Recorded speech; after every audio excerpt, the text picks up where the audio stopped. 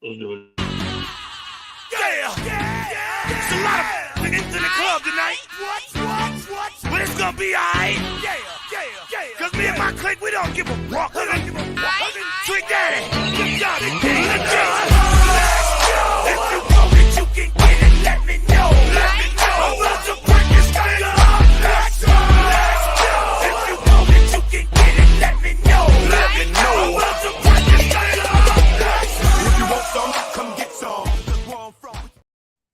Ladies and gentlemen, welcome to FTW Future Focus. It is time for Old School, and I am your not-so-humble correspondent, Robert Black, introducing everyone once again because we had a small technical difficulty there. Nothing to worry about, but we're on air now. We are live, and it is time for Old School. And I am going to introduce everybody catty corner because I'm a catty corner kind of guy. In the corner to my opposite direction, he is the man from Indianapolis, Indiana. He has 40 years of accumulated wrestling experience, expert in the field. He is a technical wizard with both sound and visual effects. He is the gadget man, Chris Woods. How you doing, sir? I'm doing good, man. Ready to hit the show. Sweet. And as the squares shift a little bit, I am going to switch over to my immediate left on your screen and introduce the man from Chicago, Illinois, the silent but deadly, the Tony Khan killer man. He is Marvelous Marcus Buckley. You ready for Old School, sir? Oh, yeah. Yeah, sweet. Oh, yeah. Oh, yeah. And directly above me is the host of Old School today. He will be running our program. He's the master of wine, women, and song, and a birthday boy, just ending his birthday week. He is Tony Motown Allen. How you doing, sir? I'm doing all right. Like I was saying earlier when we weren't on the air, celebrate my birthday. Old friend gave me this. No, she's so old. She thought Moolah May Young was young, died too young. And like I said, Jameson ages well, so it's okay. Just so our paying customers know, during that conversation, while we were just briefly off the air, we had 3 thank you for joining us. So do those still count? Yes. Okay, cool. Yes, those still count. We didn't. That's what she said. Thank you for joining us on FTW Future Focus. Another record set here today, gentlemen. I thought you said wrong hole. Thank you for joining us on FTW Future Focus. That's a new record, 5 before we even started the show. But last but not least is the founder of our feast, the president of FTW Future Focus. He is currently at his job and multitasking, and he'll be popping in and out every once in a while, but he is definitely the leader of our crew, the Mastermind, Bobby Rogers. How you doing, sir? What's up, man? I'm here doing my duty at the Hilton Hotels. Get ready to murder someone from Chicago. I'm trying to think who it is. Oh yeah, it's Marcus. Yes. Yeah, I'm about to get murdered today. I don't know who the hell you're talking about. No, it's you. It's you, bro. Okay. Yeah. It's you. Wow. That target scope is on your forehead. Hey man, look, man, you fuck around and get fired. Don't blame me. Oh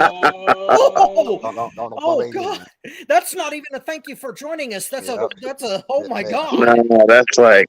Don't have me break out that chair like the riverboat. Go ahead. Matter of fact, I'm gonna give you a chair. You can have a seat. From now on. Okay. Marcus is the GOAT. Marcus is the GOAT.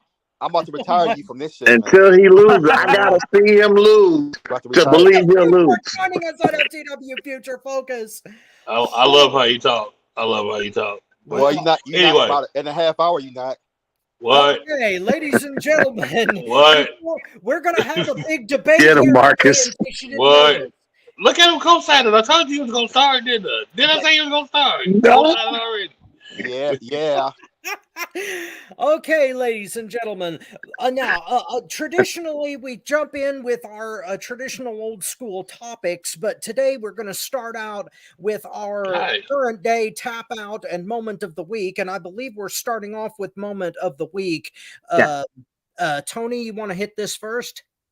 Oh, yeah, I can kick it off with moment of the week. My moment of the week, and there was a couple of good ones this week, to be honest with you.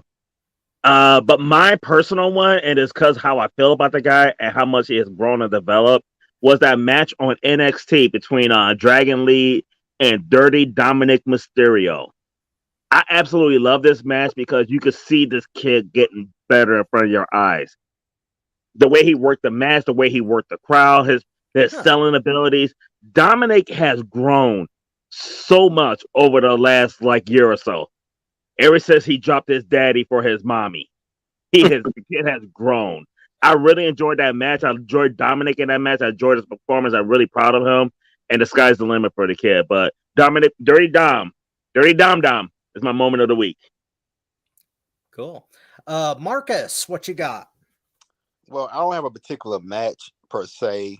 It's just that I'm sure most of us heard this week they're making Triple H where they're removing him from board of directors, and it looks like as he's going out, we see that they're about to start giving a little bit of a push to Nakamura, Gable, and LA Knight.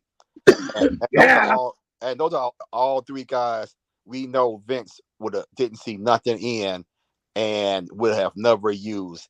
And all three of those guys got great abilities. So it looks like and going out, Hunter is going to put his guys over, at least put them in a position that they can be used, and hopefully they'll skyrocket them, especially Gable. I love Gable right now. If he was like 5 inches taller, the guy would be a superstar. But let's see what happens. But that's my moment. An extra 5 inches to make Chris a superstar as well. What's that? I say extra 5 inches will make Chris a superstar as well. I'm not okay. Yeah. Okay, Chris, what's your moment? I am a superstar. Superstar. No matter who you are, yeah. Mine is a move actually.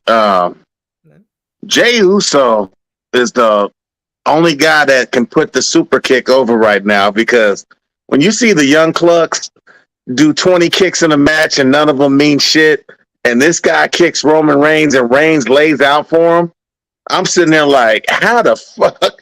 I damn near think it's the best super kick since Shawn Michaels and Dolph Ziggler. But his super kick's a weapon in a world of wrestling where they don't sell moves anymore. They, for some reason, when he kicks you, it's night time, and I love it. I love it. So that's my moment of the week is Jey Uso super kick. Huh. And they be selling the shit out of it too, though. Yeah, they do. Reigns goes out night. It used to be a match killer. Now okay. I mean, everybody has one, and they don't mean they throw them all match long. Yeah. He uses his at the right time to do what you're supposed to do, win a match or make a point, and I love it. Cool. That's a good one. Mastermind, what's your moment? Oh boy. Let's see. There's just so many to choose from. Honestly, I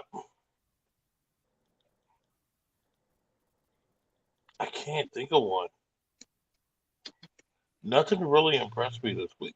Everything was just like a blah. Wow. So no moment. No moment of the week at all. Oh, that's sad. But I'm going to pick this one up because I've got a great moment of the week, and I'm glad that I get to go last on this one. Go ahead, get it. Oh, yeah. My moment of the week is a young lady named Izzy. If you remember her. The Bailey girl? Yeah. Bailey's Mini-Me from NXT. Yeah. I saw this, yeah. Yeah, she made her professional wrestling debut last night as part of Mission Championship Wrestling.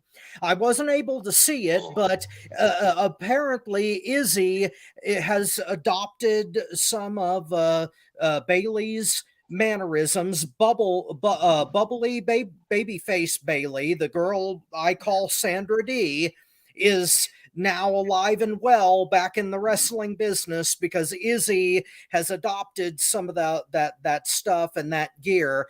And apparently she trained in the Monster Factory in Jersey. She didn't go through the performance center. So there's a chance that she could like come through the Midwest and Indiana, and that we might get to see Izzy have a match personally, and then like call something for her and see her work her way up to either WWE or wherever she plans to go. But there's the possibility that a generational thing here could happen, that Bailey could wrestle someone she inspired to wrestle. And that is that to me is a very sweet moment. So that's my moment. So you don't want me to shit on this moment, Rob? You don't want me to shit on it? Because you know how I feel about Bailey, especially that Bailey. Oh, no. It's not about Bailey. It's about a young girl who was inspired to be a wrestler. Inspired by Bailey, yeah. I want to book that bitch in the match against Su Yung. What Su Yung could do to her, what Su Yung did to the bunny when she killed Allie. Oh, man. And that's the reason why I didn't have a moment of the week, because I knew you was going to take that one. That's the only positive. No, because I thought the same thing. I thought it was kind of cool. You know, she got inspired by and honestly, on TV and developed her character to go around that. And I think it will be good to see a match between them when she gets developed, to see the good Bailey versus the bad Bailey. Yeah. Well, see how it turns out. Oh, see, I thought we might get that with Kylie Ray. If Kylie Ray went to WWE and fought Bailey, that would be kind of like a Superman 3 doppelganger, almost. Yeah. Well. Tony, do you want to do intros for Tap Out? Yeah, so we're gonna do a tap out moment for the week, for the wrestling week, and this is Marcus's brainchild, so we are gonna kick this off with Marcus. Okay. My tap out this week is, okay, if you look at the last couple of weeks of Collision, we've got main event like with CM Punk, FTR,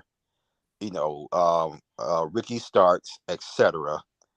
But yet for the last 2 weeks of Dynamite, the main event been some fucking women title matches. It's been our main event. We have Sheeta against Ty Mello. Ty Mello. And then we had Sheeta against, go ahead, say it, Bobby, Cornflakes. Okay. Yeah. And this is all setting up to have another fatal 4-way with women at the pay-per-view. You gotta be kidding me. That match is going to be horrible. You know what? I'm going to steal from Booker T, where he has Shucky Ducky Quack Quack. This match, I can guarantee you, is going to be fucky whack whack. That match is going to be terrible, and I'm not looking forward. I'm not looking forward at all. Bobby, you can always y'all can put me down for I don't give a fuck when we do that match, because I'm not even going to watch it. I want you to be watching it. So preemptive prediction. Wow. So that's my tap out right there. All right, next one up, Bobby. This AEW All In All Out cards. You have yet to give any type of direction or storytelling towards the All Out in Chicago card. I understand that you're breaking history when it comes down to London. I can call her. But you have another show that you have to pay attention to. You have a show that started you that you must pay attention to. And I think it's a slap in the face to all the rest of the fans, especially in Chicago, especially the ones that want to start AEW, to ignore what's going on, to ignore that show in Chicago, instead of putting storylines to where we're working for that show. It's sad. It's totally sad. And I think it's a lot of goofiness and a lot of politics going on to where London is getting its attention in my opinion, Chicago's getting ignored, and it's sad. So I think right now Tony Khan is shooting himself in the foot. I am totally ashamed to ever have taken up with Tony Khan. I would like to sit up here and thank Marcus for awakening my eyes and opening my eyes to tell me that he spanked you, didn't he? Oh no. I admit when I'm wrong. I think Marcus spanked you in that previous debate. Damn, Tony, you ain't got to be instigating.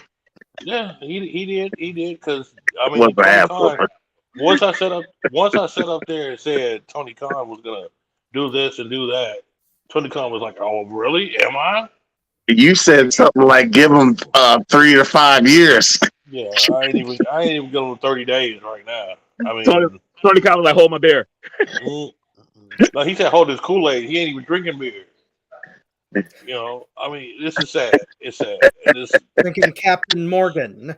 I feel bad for Drano. everyone. I feel bad for all the AEW fans. The true wrestling AEW fans. I mean, not these clucks that'll cheer anything at the Young Bucks. Especially the ticket prices. Jeez. Yeah, I mean that's ridiculous. How are you going to charge $500 for a nosebleed seat? Yeah, when you don't even have stories to go to it. I saw those tickets. I'm like, no way. I'm not traveling.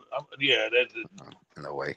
Yeah, so it sucks. To charge that much and not have a clear-cut game plan, like that. That's the insulting part.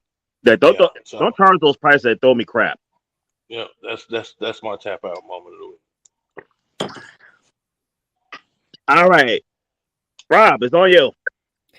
Okay, my tap out moment was the Marty Jannetty episode of Dark Side of the Ring this week. Oh, I don't know about anybody else, but the episodes of these documentaries is like starting to leave a sour taste in my mouth, and they're starting to look more like hit pieces than introspectives. And people have argued that Jannetty is like doing it to himself because he's saying some really stupid things in official interviews. But still, the whole episode made him look like a lunatic, and even more so than Dynamite Kid and their episode on him. But Dynamite is dead and can't object. So, as much as I find the series interesting, thankfully this is the last episode of this season, but I think they've gone way too over the edge on those shows. Wait a minute, he can't come back from the dead of Jack. It's called Michael Jackson Thriller. Then how are you going to tell Marty Jannetty's story without Shawn Michaels saying anything? You can't get a little snippet interview from Shawn Michaels? Vince won't let him do that. No, I know he won't. That's what I'm saying. So there's no point in doing a Marty Jannetty episode. Like, it was a waste of time. I don't want to hear from Shawn Michaels. Well, they did. If you're going to tell somebody's story, you got to tell the whole story. And Shawn Michaels is part of his story. Because he broke the group up. He broke the wrestling group up. He wanted to go solo. And it was a nice little, when he put him through the glass, that was a nice little promo. You know what I mean? They showed some second-hand footage of him, like from 20 years ago, talking about Marty. Yeah, and that's all they did from Shawn. Yeah, that's. All right, so Chris, what's your tap out? Mine was Rey Mysterio winning the U.S. title. They got all this young talent. Yeah. Thank you. You got Montez Ford. You got all this. And I'm not mad at Rey Mysterio. It was a good match, but it came out of nowhere again. You got Escobar. Is he injured or something? Because they've been treating Austin Theory like they had kid gloves on, and then they do this to this kid again. They take the belt off him for no reason, unless he did something stupid like Matt Riddle, who gets chance after chance after chance. Then there's no reason to take that belt off him right now with a 40-year-plus-year-old Rey Mysterio. I'd rather see Dominic win the U.S. title. You know, and I'm not mad at Rey Mysterio. That's not why I'm arguing. I'm mad that this is what they keep doing, this booking. You got young talent that if you're going to do something like this with an Austin Theory, at least have a storyline behind it and do it on a pay-per-view, not just on some random Raw. I was shocked. That's all I can say. It was my moment, my bad moment, my tap out moment of the week. Let me go ahead and give you a spoiler right quick. What you said is about to happen. That's why Dominic won that NXT championship, because they wanted to see how the audience reacted with him having the title. I got you. Yeah, have him fight his dad again. Yeah, that's going to be his retirement match. He's going to fight his dad, and then he's going to lose that title to him in his retirement match. Well, you can sign me up for that, but it just didn't feel right. It didn't for some reason. It didn't feel right because it's like you were building him up leading to WrestleMania. I mean, he went from wrestling John Cena at a Big Four pay-per-view to being in the damn fucking Battle Royal at SummerSlam. Yeah. The future of the business just lost the title to the past of the business. So I was with you on that, Chris. Well, 3 points. Number one, the U.S. title should mean more than it does. If they're going to elevate the man, they need to elevate the belt too. Number two, Austin Theory does need some kind of storyline in order to develop what they're doing with him, if they're going to do it at all. And it looks like they may be whiffing on that already. Number three, if Dominic Mysterio retires his daddy, there's going to be a riot. Yes. They're going to hate his guts. Even more. The boo's going to be louder. 10 times more than they already do. All right, let's keep this moving on because we get onto the old school. My tap out moment, and I was hoping somebody took it because my backup moment was Hulk Hogan turning 70 and that little celebration for him. Fuck Hulk Hogan. But my actual tap out moment that actually got a billing over Hogan turning 70 was the breakup of the JAS on Dynamite. That was the saddest shit that I have watched in my entire life. And I don't mean like boohoo sad. I mean, that was just the absolute worst faction breakup ever. Really? We all gonna say, good, and drop the mic and walk out. I don't know how long that shit was. 5-10 minutes, whatever. That's 5 or 10 minutes of my life I'll never get back. That is part of the reason why Dynamite is hard to watch. That segment absolutely positively sucked. And that's why that's my tap out moment of the week. I hated that more than Hogan turning 70 during my birthday week celebration. And that, ladies and gentlemen, is called miraculous. Wow. Because I was waiting for you to do the I hate Hogan 70 birthday thing to tap out, and yet you pulled that, and I don't even have a hat, but I'll take it off for you, dude. That's how bad that segment was, because I wanted to go in on Hogan on my tap out. Yes, I was in, but that JS breakup, it was the dumbest shit I've seen in a long ass time. Yeah, it was. Yeah, Jericho's losing his touch. Yeah. All right, but now we're gonna jump into the old school. We're gonna actually lead off with a look back on a federation known as Total Nonstop Action, TNA. Yeah. And everybody know I love me some TNA. Yeah, I did too. Who does? Oh, I get it. You double entendre. I never realized that's what it was aping. Yeah. My God, Vince Russo's a genius. I was wrong this whole time. Whoa. Joining us on FTW Future. Hey, Rob didn't show you. He had a birthday hat when Hogan turned 70. Rob had the little with the. Actually, I had an old Hulk Hogan T-shirt that I was going to get on here, and I was going to tear the thing, but it hurt when I tried to pull at my wrist, so I didn't bring it on. You got to pre-cut the top, Rob, like Hogan did. Well, that's an industry secret, Rob. Come on now. Live and learn, All right, so we're gonna kick off. So we're gonna discuss TNA. TNA. So basically, we're gonna discuss the good stuff with TNA. There's a lot of bad stuff said about them. Claire Lynch, aces and eights. Hogan. We ain't talking about none of that shit on this one. We're gonna talk about like our favorite wrestler, match, moment, faction. The good stuff with TNA back in the day, before it became Impact Wrestling. So back in the actual TNA days. And we're going to kick this one off with Chris.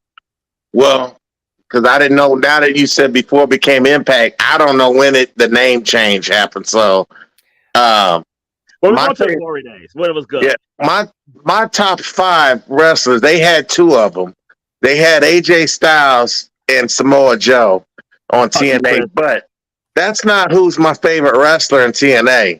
And Samoa Joe is absolutely one of my favorite wrestlers of all time.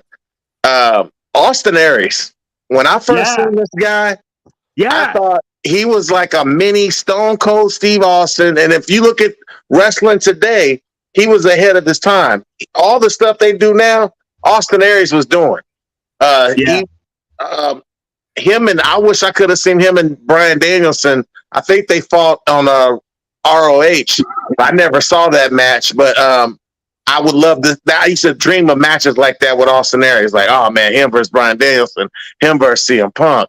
That guy was entertaining, promo skills, and at one time, Hogan actually was the one that was pushing him.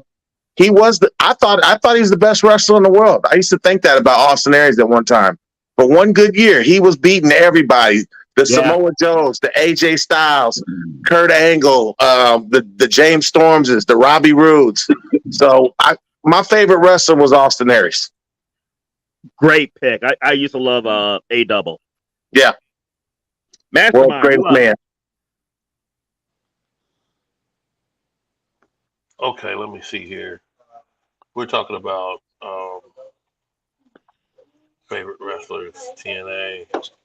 That last name for the reservation? Here's the one that come to mind, and it's not a guy, it's a girl. That's Rosemary. Yeah. I love her. Rob knows how much I like her. I ain't even got to speak on that one. Rosemary is my number 1 pick out of TNA. She was a beast. She was very underrated too. Email for you. Actually, I think she should be in AEW right now. But again, it's Sonny Kong. But let me take care of this guy. I'll be back. Okay. All right. Marcus, who's your favorite wrestler? Well, I'm going to go ahead, since nobody's picked him yet, I'm going to go ahead and say AJ. Because I hadn't seen anybody doing the stuff that he was doing. I mean, he would do like a backflip over the top rope and just stuff that at the time I hadn't seen from a guy his size. I mean, I would stop what I was doing and watch AJ Styles wrestle, and there aren't many guys I can say that about. So for me, that was AJ. I agree. All right, Rob, you're up. Favorite wrestler? Okay, now this you would think this one would be a no-brainer for me, but I'm going to go in a completely different direction. Jeff Jarrett was the one guy in TNA that you loved to hate. And without him being his own Ric Flair, in a sense, TNA would have not been what it was in its heyday between 2003 and 2007. So I'm going to give Jarrett some love here because he was the heel in that company and people just wanted to massacre him. And when it finally did happen at the hands of Sting and his reign of terror finally ended, it was just so satisfying. So I'm going to give some love to Jeff Jarrett here, even though I was never a huge fan of the guy, but I think he deserves it here. All right, my turn. Favorite wrestler? I mean, you guys mentioned 3 of them. Austin Aries, phenomenal. Mojo came up. Of course, the phenomenal AJ Styles. But my favorite TNA wrestler is the woman that put TNA in TNA, and that's Taryn Terrell. She was my TNA Trish Stratus. And her matches with Gail Kim were phenomenal. Gail Kim made Terrence Terrell a fucking star. Yeah. But anytime I get to see Terrence Terrell in that ring, she was by far my favorite thing to watch in TNA. And I'm just going to lead off with the tag team, and we're going to go around the corner here. My favorite tag team, and it ain't even close. Beer Money! Cool. First of all, I love them as soon as they call themselves Beer Money, because that's two things I love is beer and money. And then when you get these two together, Jay Storms and Robert Roode were actually a better tag team than America's Most Wanted. That was phenomenal. They were the chemistry they had. I love them in Fortune when they were doing the faction. Them two together were just phenomenal, though. So I absolutely love Beer Money as a tag team in AEW. They were one of my favorites.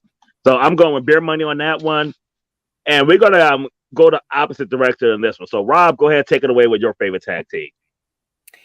Well, okay, you got the right cowboy, but the wrong wildcat. I am picking America's Most Wanted. They were my favorite tag team in TNA because they were just so technically sound together. And Storm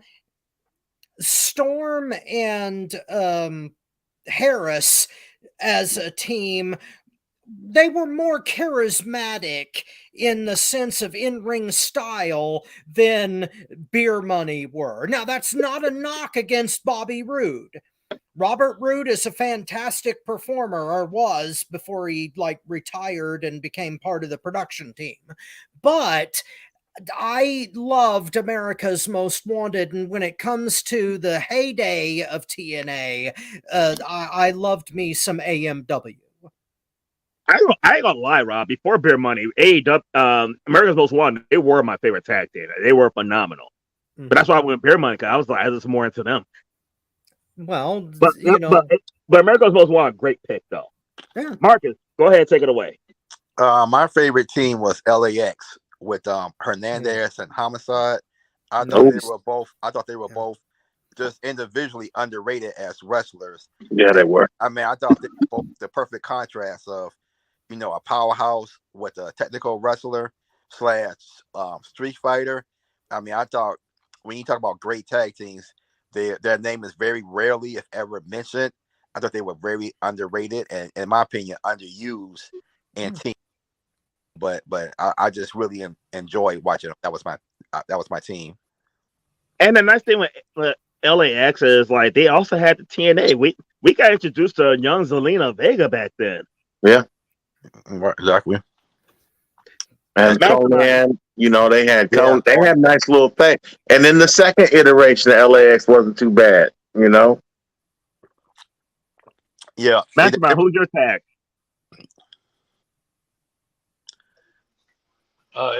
You already said it. It was close ties to Rob Kincaid up here with Beer Money. Beer Money was actually one of Rob's favorite tag teams in the world. Period.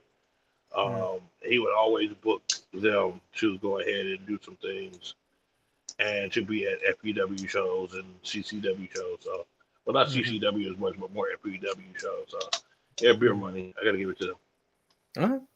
All right, who you got, Chris?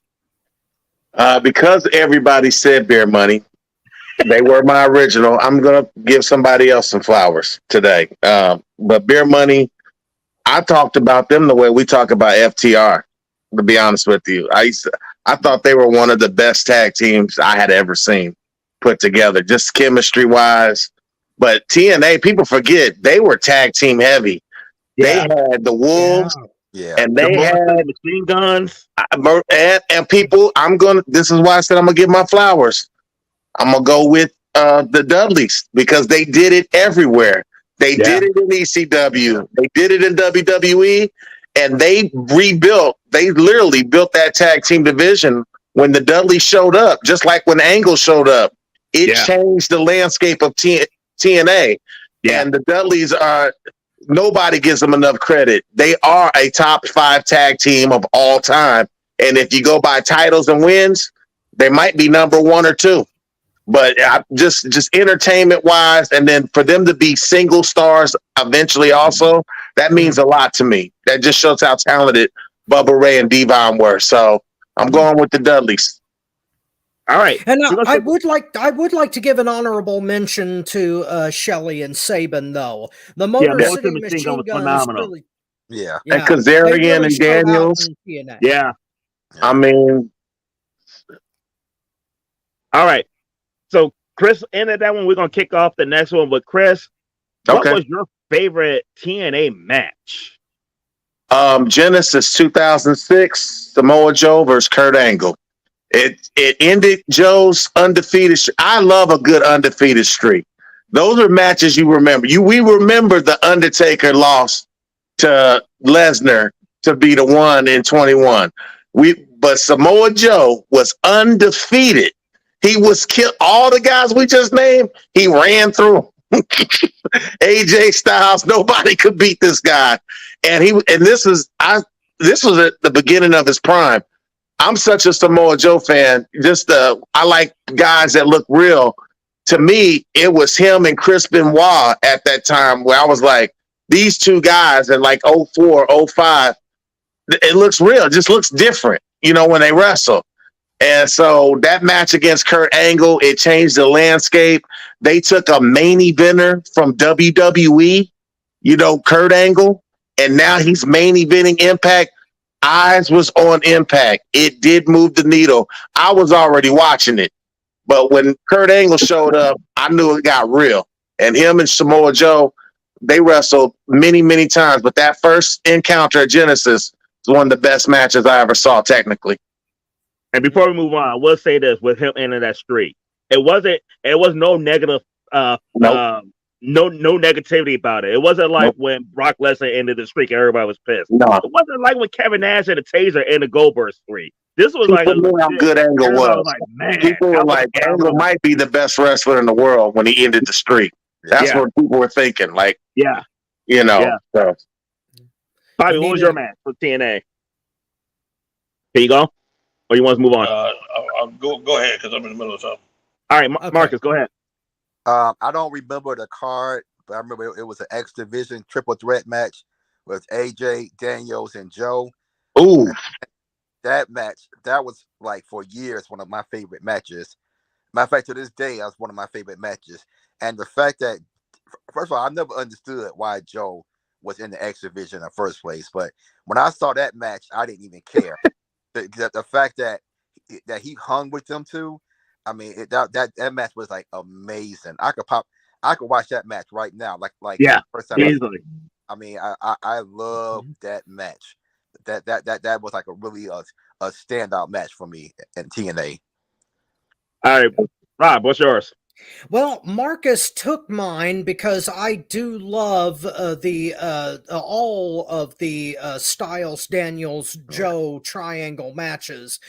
But one match that deserves to get a lot of love is the first Ultimate X on Spike TV. And the insane inside-out fall spot that AJ did from the top of the X. Do you remember that? Yep. They put it in the intro spot where he dropped from the X, but he like turned in midair and landed on. Oh my God, that was such a beautiful spot. And the Ultimate X match actually doesn't get enough credit for being as innovative as it was, because when you have a match where you got to retrieve something from above the ring and you can't use ladders, they're banned from ringside, and you got to shimmy across. That was just a great concept.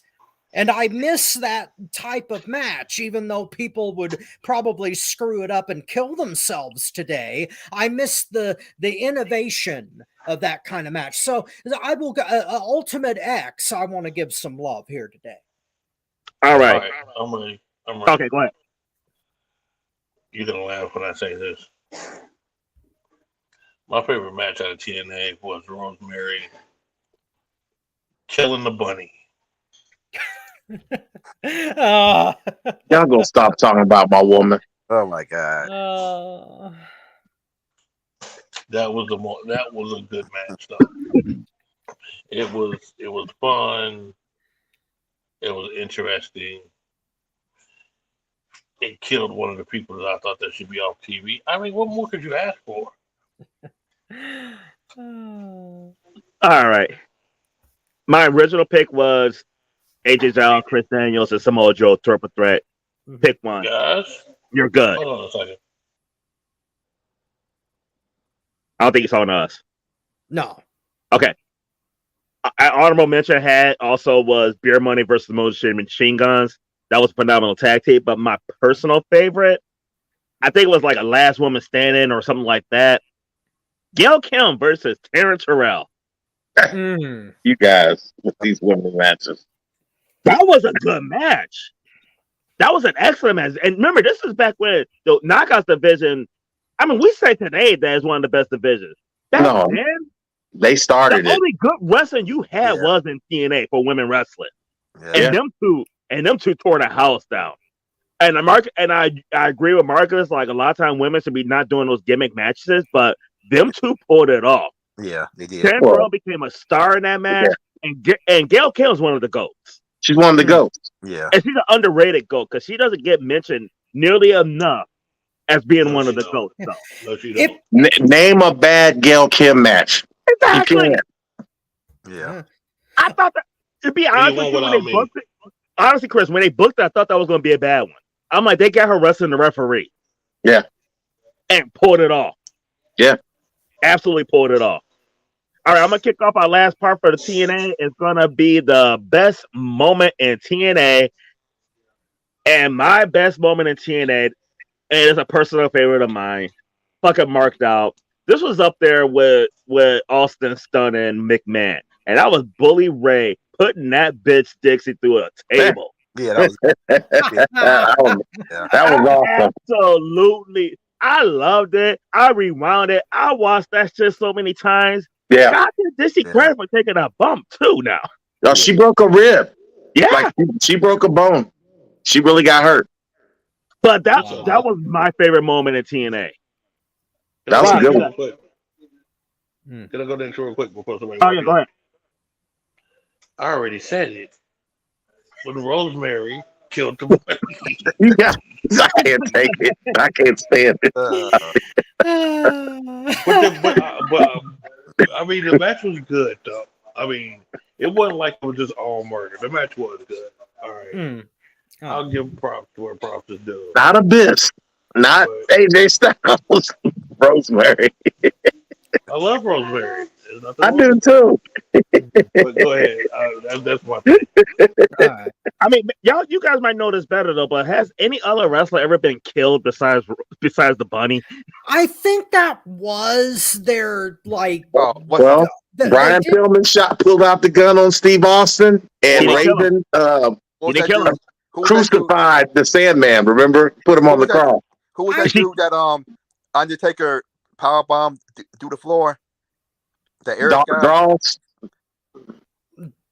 Remember, it was an Arab character, and Undertaker powerbombed him through the floor, and that was it. Oh, what was his name? I can't remember. Yeah. Somebody remember, throw it in the comments. Anybody is watching. Yeah, because I know who you're talking about, but I can't remember the. I know Rey Mysterio did the 619 on somebody out in California. Whoa. I'm not talking real ones now. And you said real. I threw out the fake ones, and y'all was looking at. Chris, like, okay, I would tell you a real one. Who's the Brody? He got stabbed. Oh God! No, thank you for joining us on FTW Future Focus. I think that was like a Lucha Underground gimmick that they borrowed for TNA just because it was Rosemary and Bunny. I am not sure about that, but I'd have to think because for a while there TNA was doing business with Lucha Underground, like just when it switched over from Impact. So I think that was like a bleed over from that. Okay, what's your moment, Rob? Actually, my moment was from the Kurt Angle debut in. Okay, let me back up a second. Yes, yeah, it was from the Kurt Angle debut in TNA when he confronted Joe and he split his head open with a headbutt. You remember that? Yeah. Oh my God, that moment was surreal and badass, and just it furthered the story and just all of that, all with one headbutt. That was an damn impressive piece of Yes, it was. storytelling there. And it's because he did it to Joe. Yeah, not only that, but it was around that time that we were getting blood being banned in WWE. So seeing that on TNA was as part of an angle was refreshing. So yeah, that was a big moment for TNA right there. All right, Marcus, what you got? Damn, I got two. I was hoping one of y'all would say one of them. Okay, I got two really good ones. The one I'm going to go with was I don't know if y'all remember the team, but Triple X, Elix Skipper, Daniels against AMW, and it was a loser never tag team again, and Skipper did that. He walked on the rope and did a hurricane rada to was it Harris off the top rope? Mm-hmm. That was the craziest and maybe the best spot I think I've ever seen. Yeah, so many things could have went wrong with doing that crazy shit, and he pulled it off perfectly. That I absolutely mocked out on that spot. Oh yeah. Yeah. Elix Skipper in general deserves some praise too. Yeah, I missed it. Like he just disappeared. Yeah, he did. Mm-hmm. He did. Another black star. Yeah. Another black star. He just skipped out on everybody. Yeah, he did. All right, Chris, go ahead and give your TNA moment. Mine's is, I'm surprised nobody said it, but mine's is Jay Lethal and Ric Flair when they went at it. That was my other one. That was it. That was my other one. I still watch it every few weeks. I play it just because it still translates today. I still play it. I'm like, incredible. I saved it to one of my menus on YouTube. I can go to it and watch it anytime, and it gets better every time I watch it. I go, if you close your eyes and just listen to him, you can't tell who's Ric Flair. That's how good Jay Lethal was. You can't tell. When he started doing that, he took his jacket off, did the elbow up there.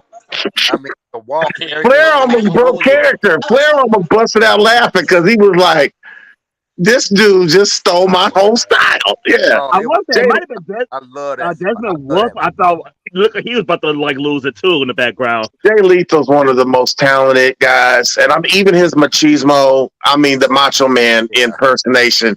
It's just dead on. I mean, like this guy. But that's my moment, man. Was the Jay Lethal Ric Flair? I remember seeing it. I'm glad I DVR'd it too. That's back when you had to DVR your show.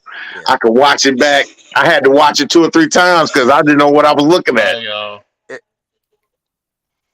It looks like somebody took the Horseman and took a dump in the ring. I'm Ric Flair. No, I'm Ric Flair. That's my line. That's my line. All right, guys. Hey, we good, Bobby, over there? You ready for a debate? All right, you good? Hey, you should take over for about 20 minutes. Okay. All right. All right, cool. All right, so for those of you who are tuning in and don't know this, we are about to have a debate over which manager was better. The managers are James E. Cornette going against the wise man, Paul Heyman. I don't know if he's going to mix in a little Paulie Dangerously or not in there too, but the wise man, Paul Heyman versus James E. Cornette in the tennis racket.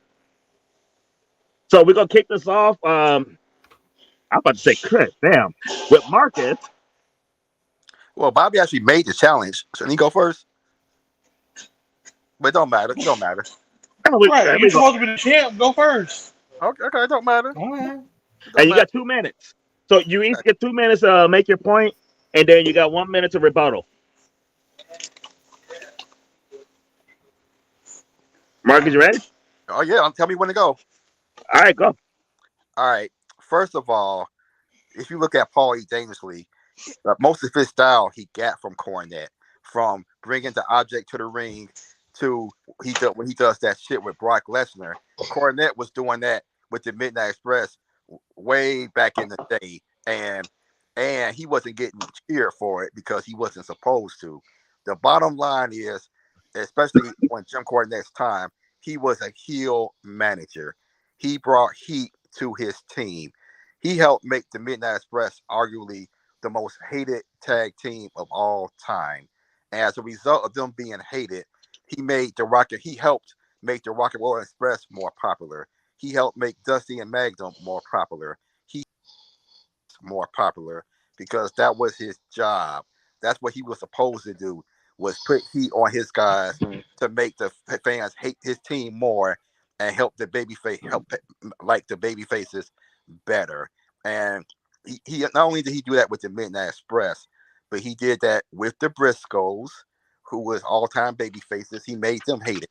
He did that with Owen Hart. He did that with Davey Boy. He did that with Vader. He did that with Yoko. When those guys got kind of stale, they brought Cornette in to give them their heat back.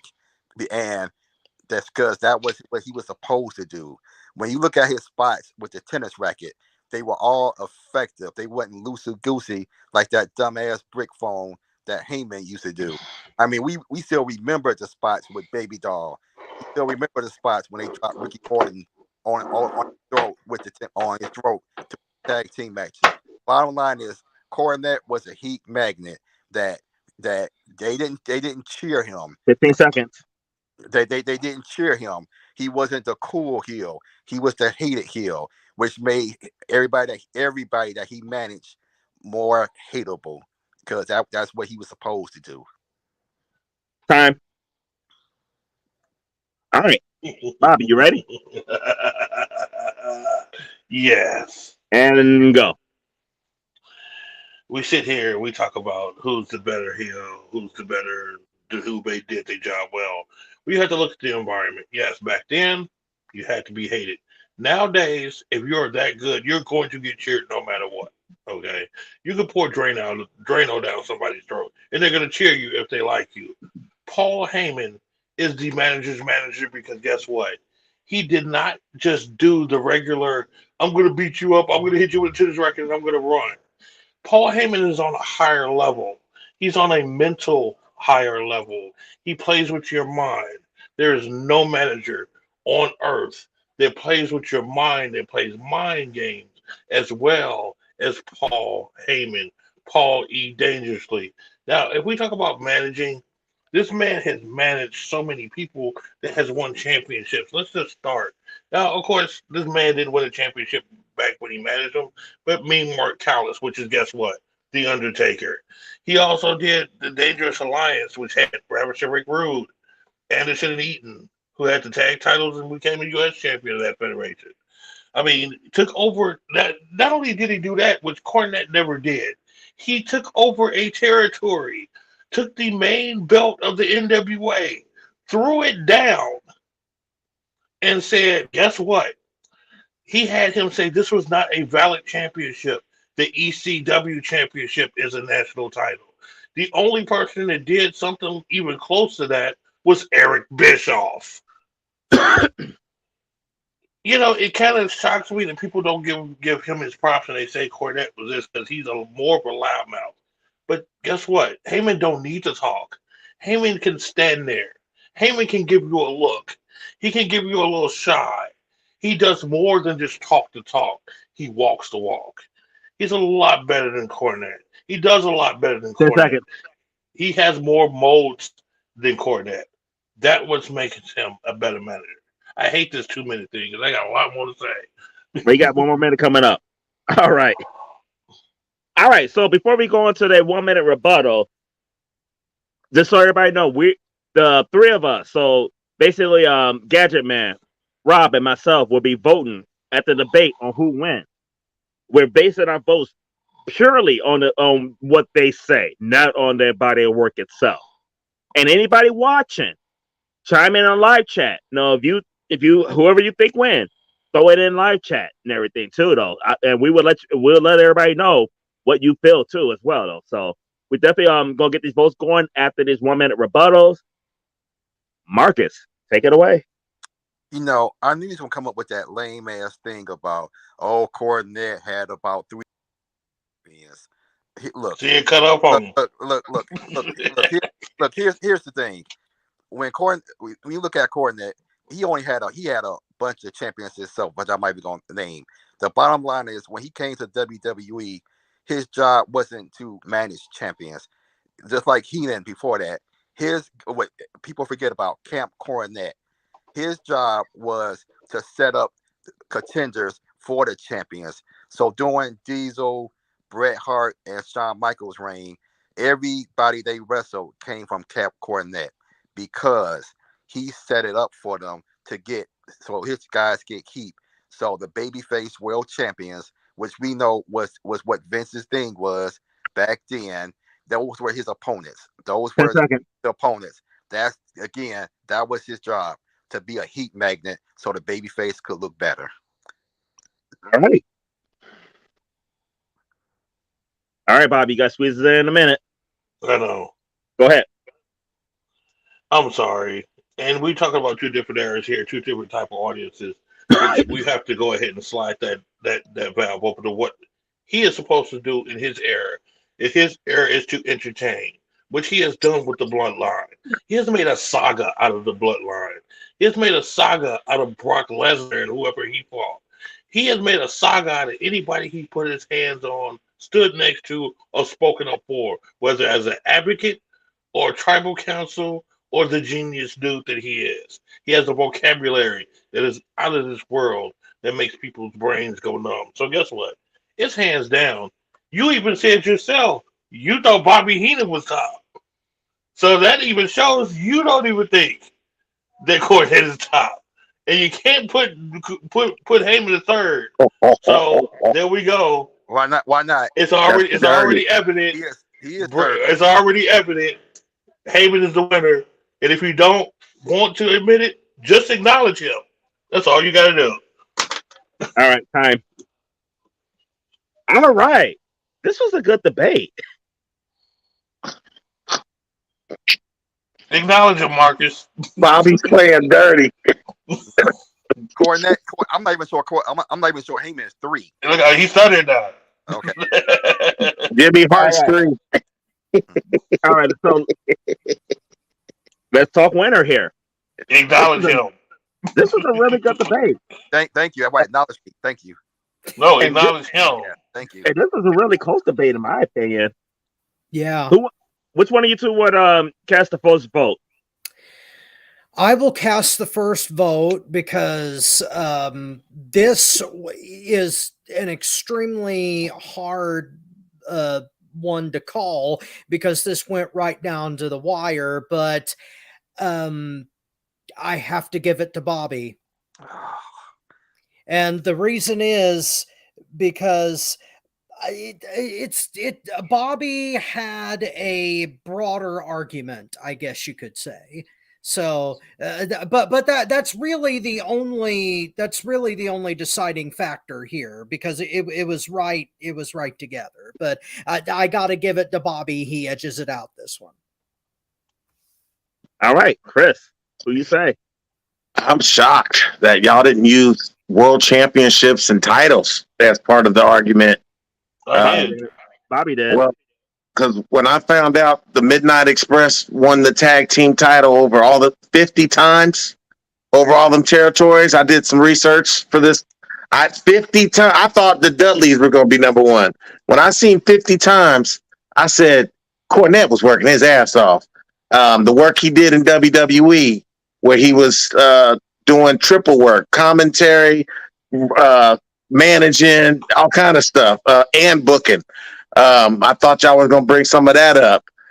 Because those weren't brought up in your argument, Marcus, I got to go with Bobby. Okay. See, I just kept it with just the manager. Bobby came with stats and came with information, and I thought you was a no-brainer. I thought you was gonna hit him. All right. Well, my vote don't matter. Yes, it does. Yes, it does. It was really close though. It was really close, and I think this was a really tough one to because it was two different eras. So like Cornette's strong points in his era was very valid and probably made him one of the best at that time. But the game is different now too, though. So it's like the fact that Paul Heyman don't get booed, like Hills don't get booed no more. People love Hills now. It's just different now. Okay, I'm going to throw Marcus one bone here.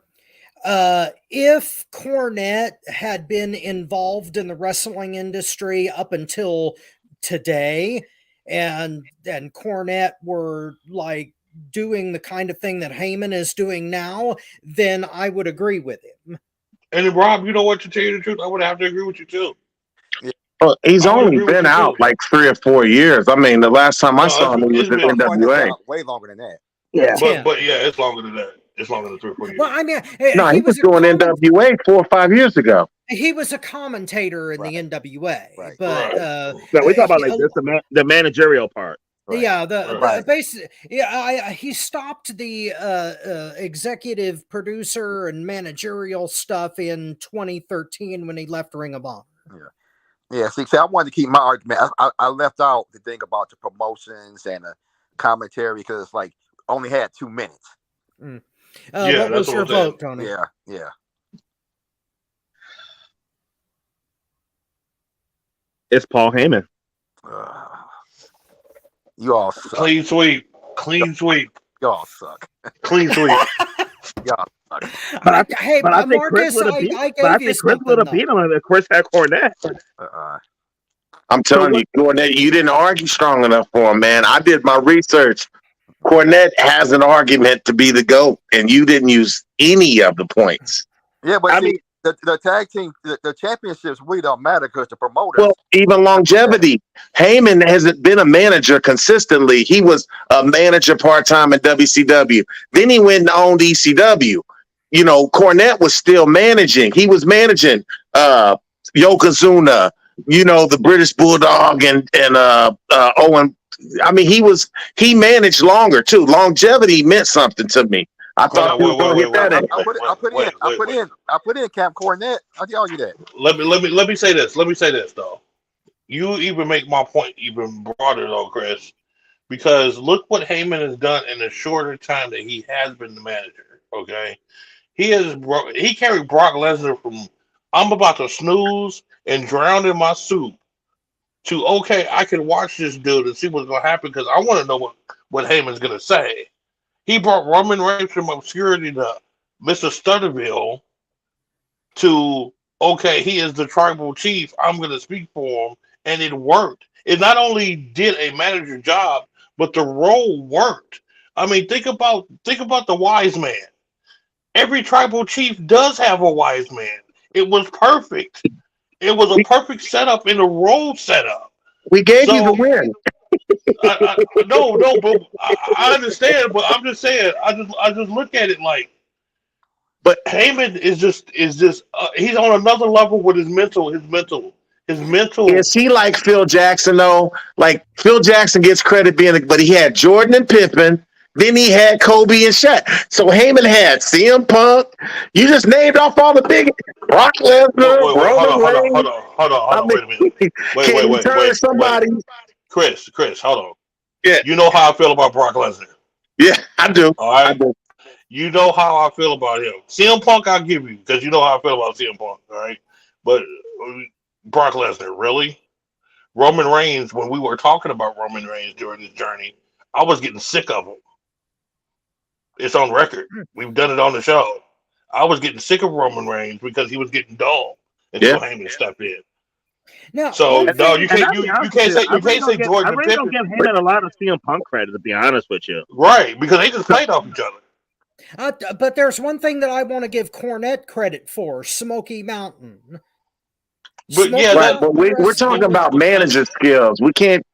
Promotions put don't mean nothing. promotions. Right. Well, Because I would have put but because we were talking ECW versus Smoky Mountain. I mean, they Because shared a lot of the same wrestlers.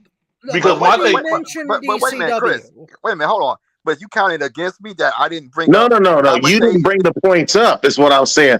Tony said, go off what y'all say. I would have gave whoever had a good argument with Cornette, I would have went with. You didn't have an argument. Chris Like, mentioned you all didn't those really. titles and he started mentioning stuff. He almost swayed my vote, but I was like, but it's That's Chris what I'm saying.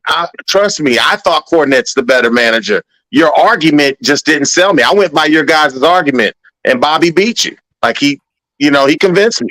Yeah. I think they're First off- equal. To be honest with you, they're 1A and 1B. We're talking apples and oranges. I demand a recount because you all were biased.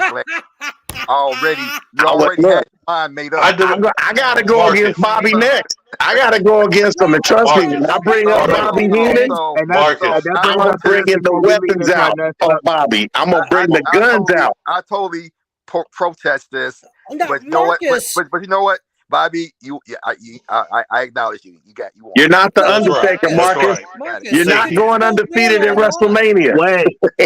So, Marcus, you can maybe still Marcus win is the the online Undertaker, vote. and maybe that makes Bobby Brock Lesnar. Bobby's the 1-3-1. The fan. You really had to do that. Yeah. You Even though really it had was to do that. I'm gonna get a shirt. You know, Tony's gonna get the shirt. The 1-3-1. It was totally fixed. It was Guys, this isn't All right, over I'm yet. ready to get back- Marcus still has the Guys. online vote. All right, but that brings me up to, before we move on to the next subject, on our next old school show next month, we're gonna have I one-on-one. got Heenan. I got the goat. It'll be the Gadget brother with Bobby the Brain Heenan The goat.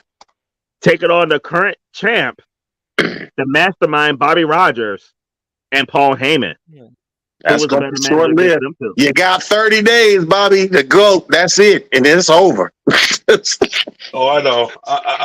It's gonna be hard with Heenan. I might be a transitional champion. No, I've been I'll probably be a transitional champion on this one. because he needs to always. I did my research this week, I and don't Heenan. remember how you guys end up with Cornette and Heyman on this. Why didn't you have Heenan? No, remember we just said it. We were like, "Who's the better, Cornette or?"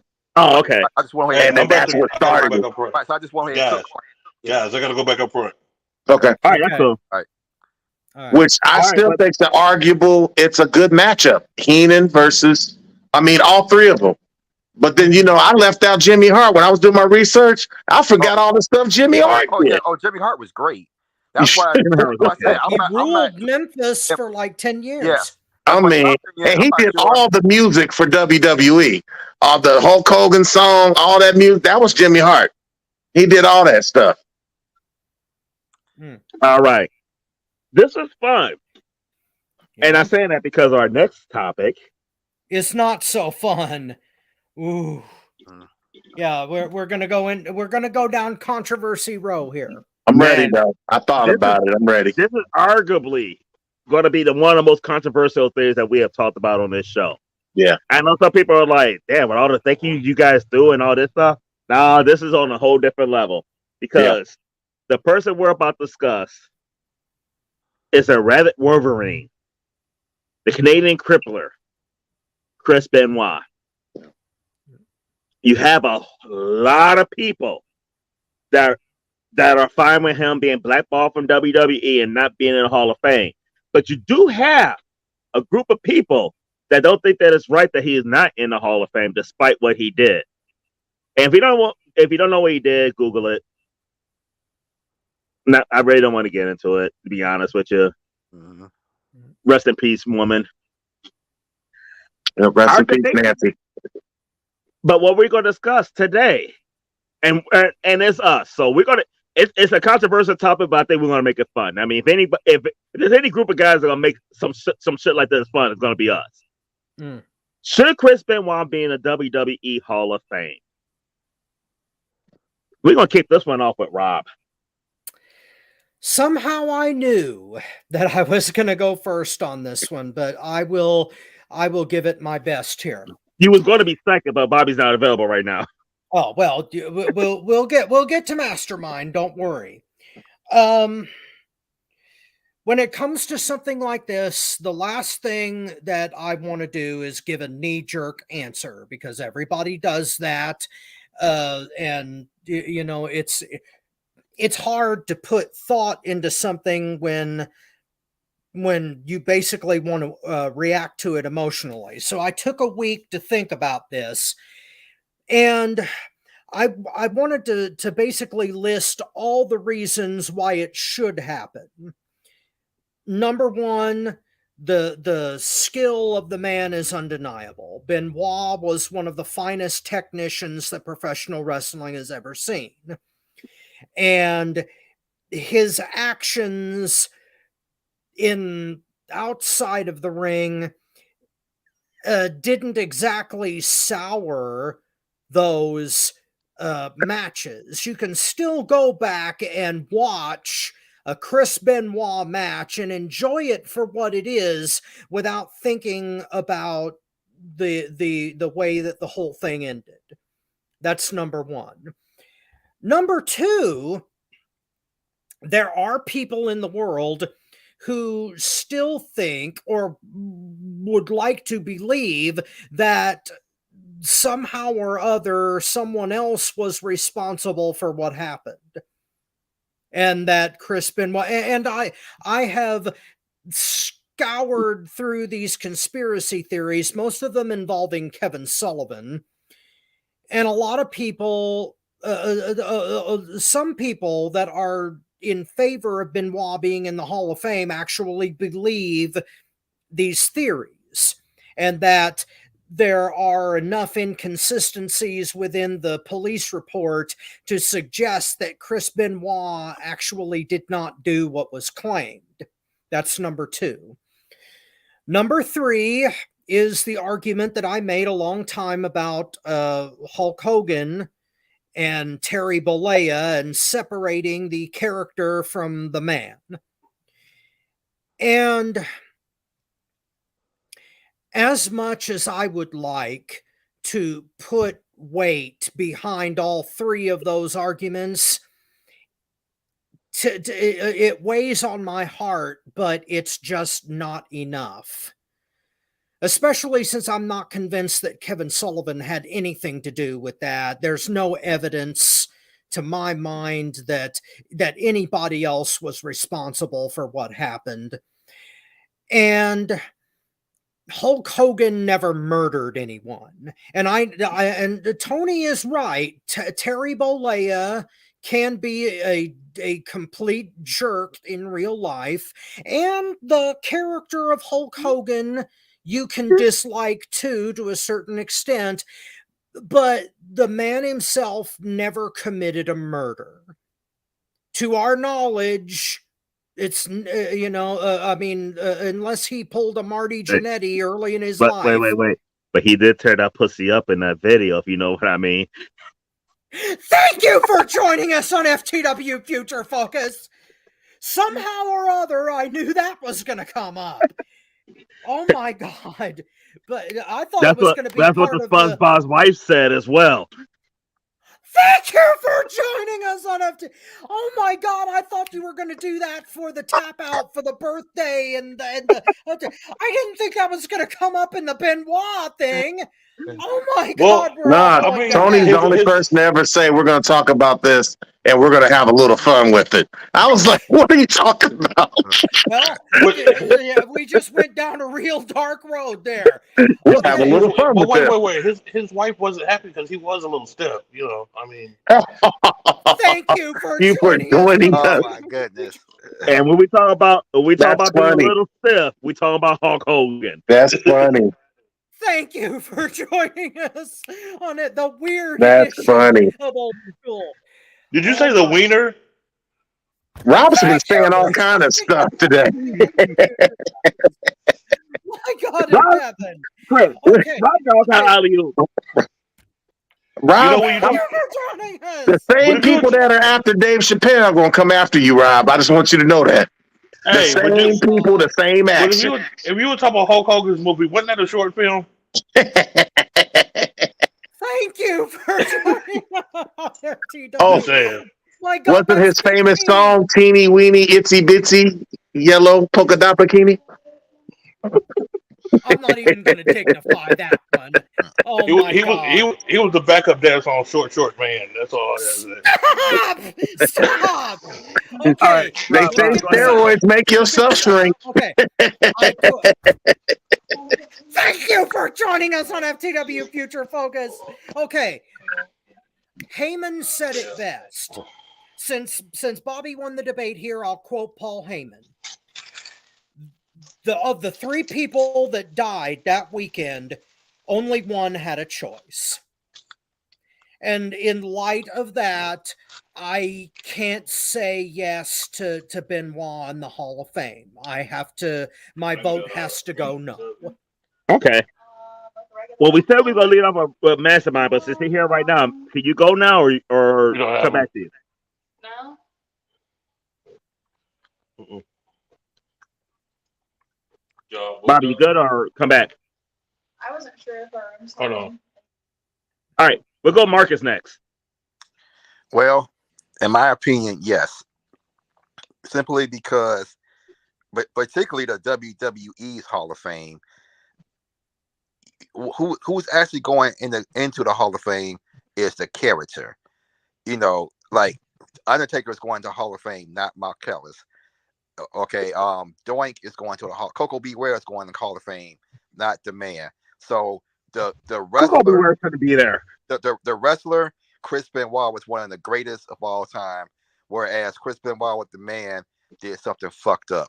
So I'm just going based on the character who should be inducted to the Hall of Fame. Chris Benoit and his character, the WWE character. Bobby, you free or no? Yeah, we can go. What's up? All right. Yes or no? So Chris Benoit going to the WWE Hall of Fame. Yeah. I mean, What, the room? it's not the WWE Personal History Hall of Fame. This is the WWE Wrestling Hall of Fame. I look at it. What did he do in the ring? It's not 100% definite that the man did this. Okay, it's not. So I can't oust him because innocent until 100% proven guilty.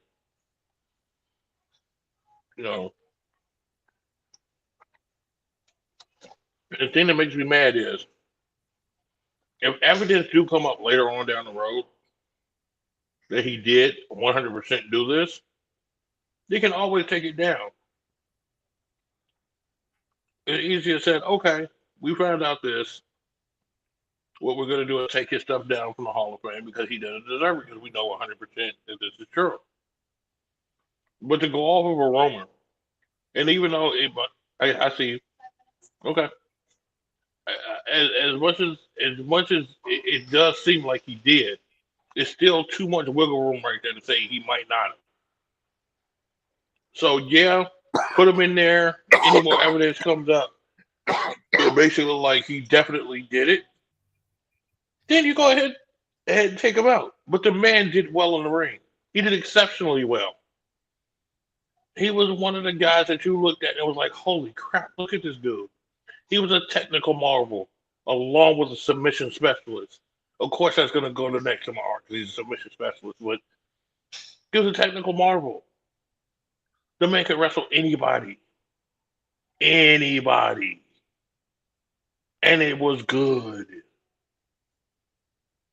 So yeah, I look at it, this is not the personal history Hall of Fame because if that was the case, I don't think there would be a Hall of Fame for anything. Because you can find something and somebody has to complain about. So as far as his work, what he did, damn right he should be in there. He should have been in there. It should have never stopped him because I can understand again, it wasn't 100% that he did it. I mean, think about this honestly. Seriously, think about OJ.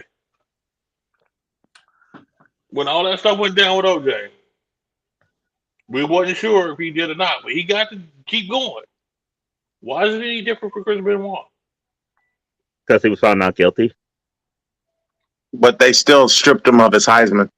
Yeah, they did. Which was wrong. Not really. I mean, he did kill her. But he was found out guilty. He was found not guilty, but I mean, he didn't do it.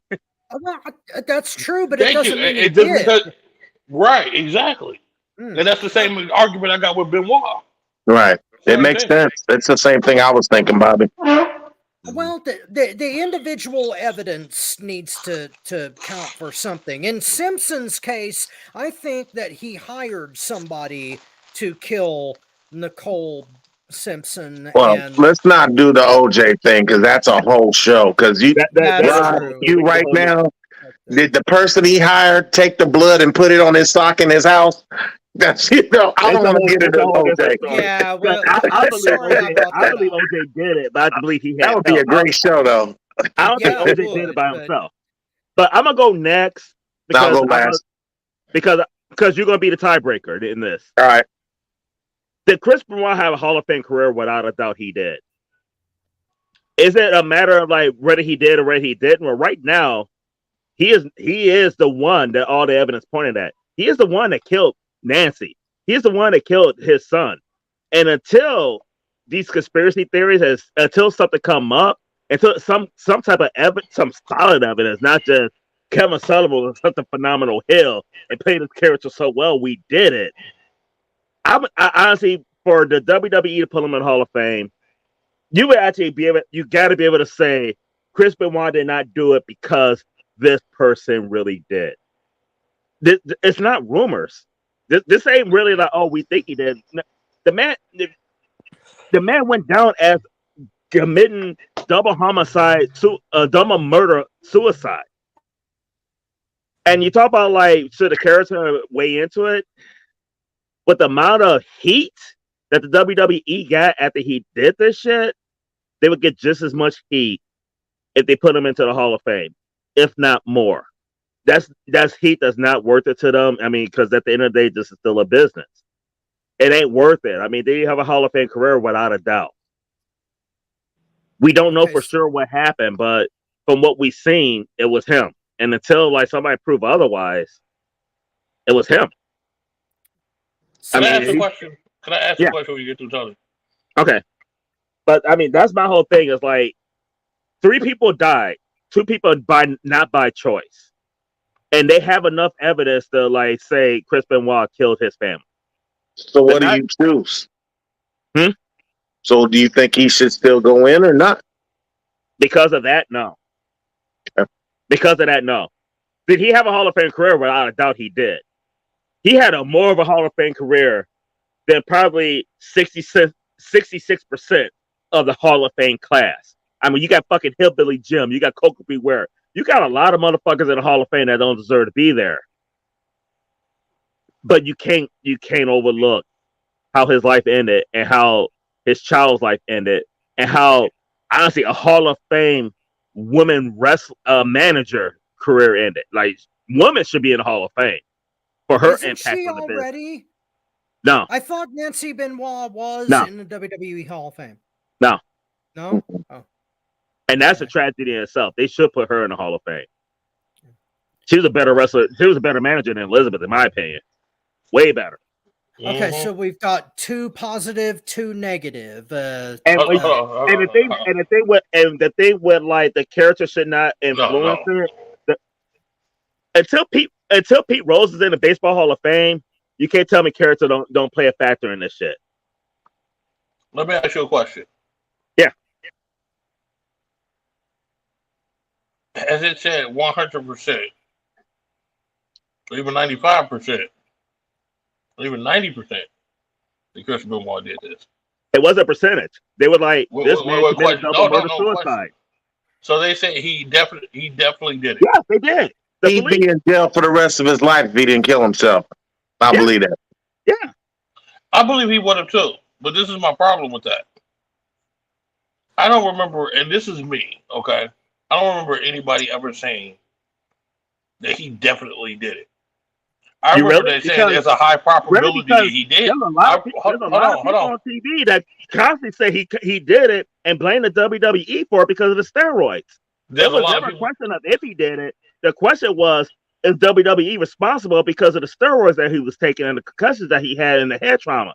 So they But never you know questioned what? if he did it. They questioned why he did it. When it first happened, they were questioning if he did it. No, they got crucified.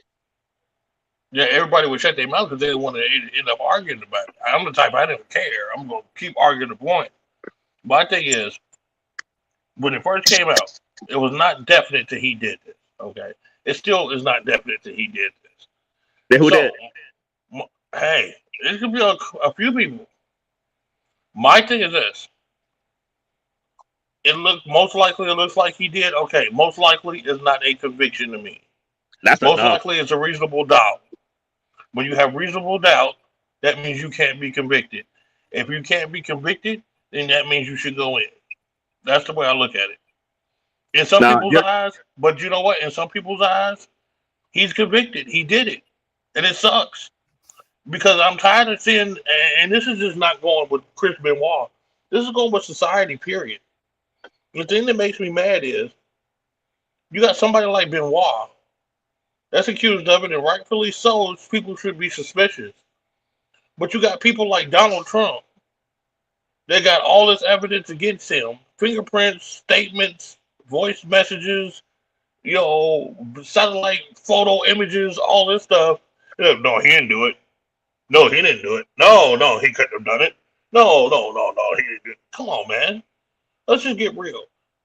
People can be as innocent, just as the people that you say cannot be innocent, and people can be as guilty as some of the people that you say are guilty.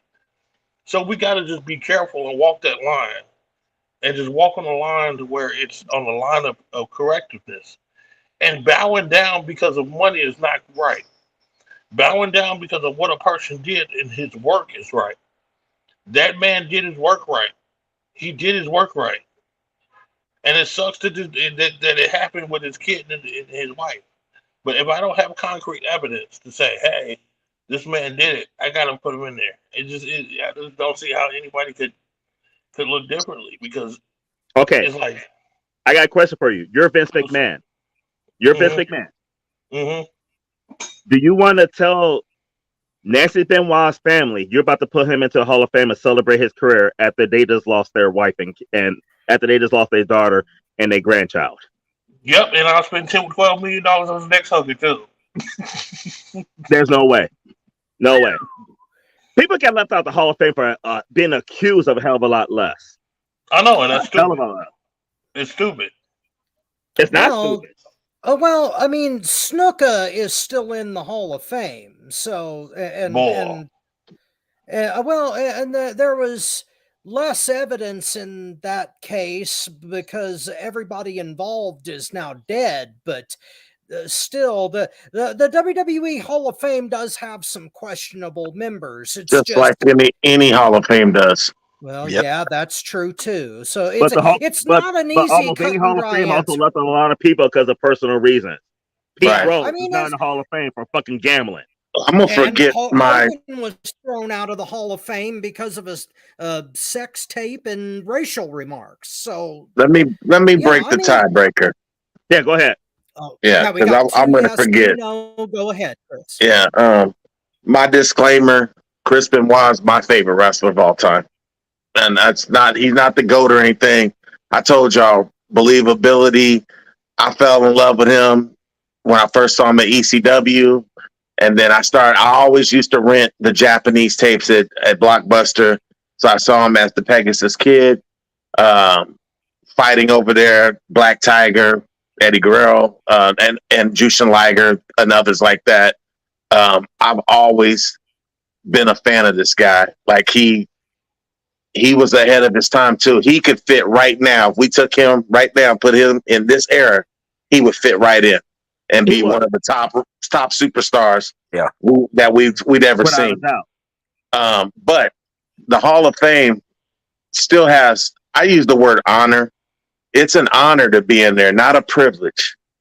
And you don't want to, I can't celebrate. So, and to Bobby's take, even if you have suspicion, I can't celebrate what he did because he missed. I think he missed one of the Raws or something. So that's how they kind of figured out, like, okay, we didn't. That was when they were still alive. Like, he skipped out on the show. So this was, to me, one of those examples where it's probably a mental health thing that happened with this guy. The concussions, the steroids, him losing Eddie Guerrero. Everybody said when Eddie died that he wasn't the same person because he was a locker room guy before Eddie died. And they said when Eddie died, he changed. Things were changing in his life. I'm the guy that doesn't want to believe the worst. I want to believe that, and I don't want to believe they got murdered. I don't want to believe that either. That sounds worse, but I'm the guy that's like, I hope he didn't do it. That's the kind of guy I am. I hope he didn't do it. But I don't know if he did. I just know 3 people are gone. One of the greatest wrestlers I ever saw is gone. And it's not a knock to not put him in the Hall of Fame. He's just, you know what? Some guys get in, some guys don't. And we're still having these conversations about him. But I think it has to be an honor. I want to put honorable people, and they're like, we all got stories about guys that are in the Hall of Fame that did this and did that. They got lucky. They slipped in. But when you know something, and at this day and age, since the 2000s, the Me Unit movement, the Yes movement, just everything being, look what they did to the Briscoes for a tweet they did 10 years ago, and they didn't give them a shot. You know what I mean? So murder to me is over words. Words you can come back from. You can apologize. When you kill people, you can't apologize for it. So I would say no. That breaks the tie. And it was a hard fault. I was on the edge, but I say no. All right. And that was a hell of a segment, guys. Oh, And, yeah, it was. I mean, really was. controversial really good. stuff, though. Yeah. All right, we got like 25 minutes left. And this is one of the segments that we did it once and it caught fire. You got lucky, Tony. Oh, I did. Oh, God, I did.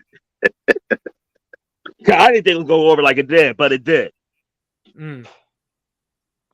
This is the part of the old school show that we do what we call What is Better. So I'm going to throw something out for the panel, and they're going to say what was better. Hello. And the first one that we're going to do is a Hulk Hogan one. Okay. Stop breathing hard, Rob. It's okay. In your opinion, I mean, we said better, but who hated Hogan more?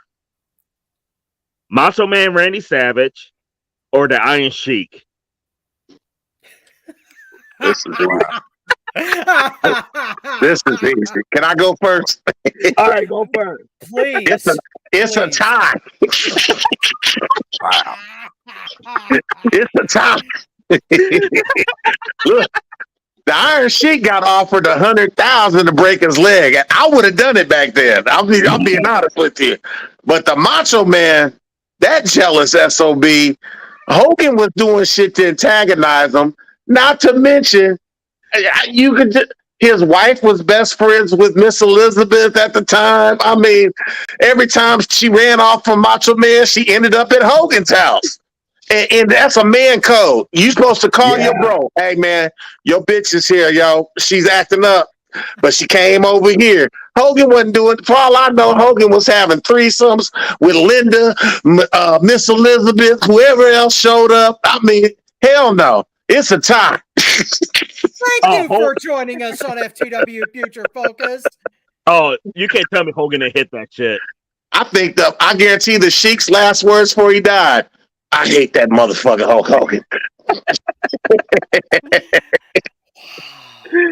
Oh man. Oh. Rob, you up next. Of course I am. Okay. Follow that. This is like would you rather get hit by a truck or hit by a flamethrower? Okay. I'm gonna say that since the Sheik hated Hogan for professional reasons and that Savage hated him for more personal ones, I'm gonna say that Macho Man hated Hogan more than the Sheik, because the Sheik went off on Hogan because of like professional grievances, because he and half of that was like drug fueled rants that the Sheik went on when he first got online, and he There were some wanted classic rants. yeah, and they're Howard Stern. He was on there doing it. and Talk about fucking them in the ass.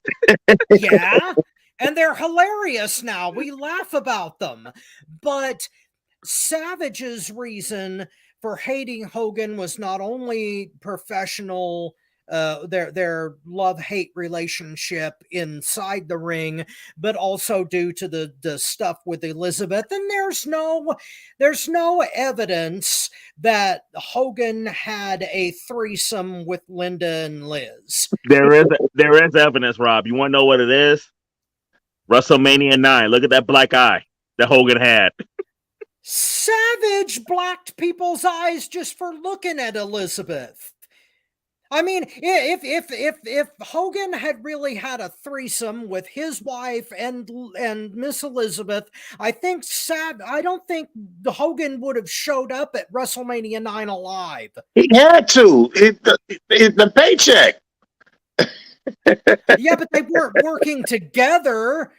That's what's funny about it. Their hatred, and they made them work together. They worked together for 15 years. They went to WCW and had to work together. Hogan brought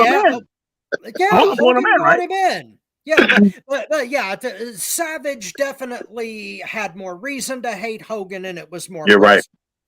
Yep. Marcus, go ahead. Well, this is pretty easy for me.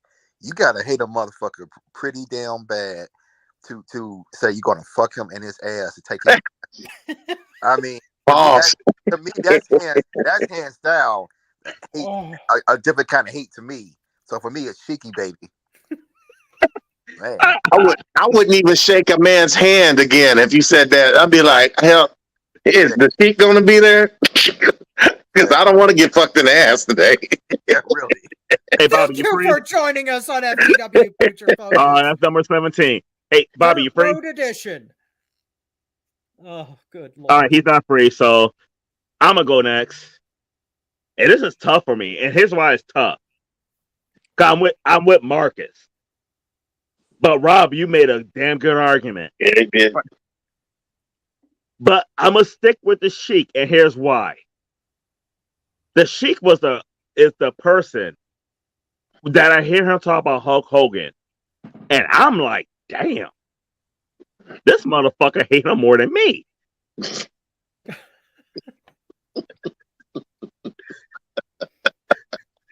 So for that alone, I'm giving it to the Iron Sheik.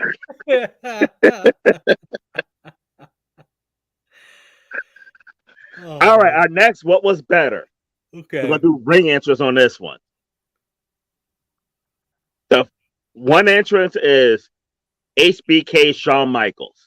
You know how everybody goes nuts when they hit that when it starts, people erupt. But the other entrance is The Undertaker. Chris, go first. This is easy because I've seen The Undertaker live probably 5 or 6 times. I don't know how they do it. They even, when he comes out, the whole arena gets cold. It gets like colder. But real quick before you finish, it gets cold with Undertaker. And I seen Kane live. When that fire hit, you feel that fucking. Yeah, you do.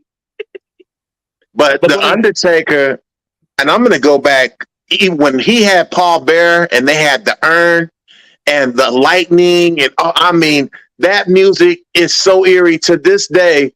And it's the reason why a lot of people say he might be the greatest superstar in WWE history, because he also had the greatest entrance in WWE history. It never got old. And even when he changed it to the American Badass, once he changed back to the Undertaker with the like, we all was like, oh shit, it's a movie. Basically, when the Undertaker comes to the ring, that's when I can say, okay, it took 7 minutes for him to get to the ring, and I'll understand it, and I can live through that. Not when Reigns is putting his finger up or somebody's dancing around on the ramp. When the Undertaker comes out, I'm going to sit back and go, I don't care if this takes 10 minutes. Let me watch this horror movie and let me see the Undertaker. So I got the Undertaker, man, hands down. All right, Marcus, who you got? Easy. Undertaker has the best interest of all time. That's Yep. it. Very easy. Rob. I'm going to go with Undertaker as well. However, I'm going to throw in a small caveat here.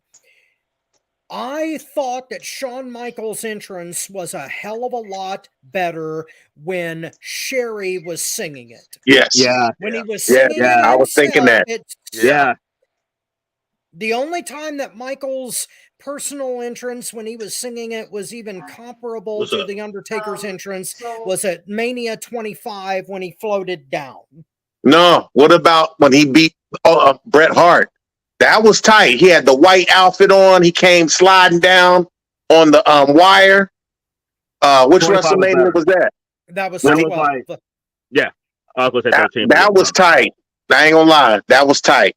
But I still edge Undertaker, but with Yes. that caveat, if Michaels' entrance would have been a lot better if he had kept Sherry's voice singing the song.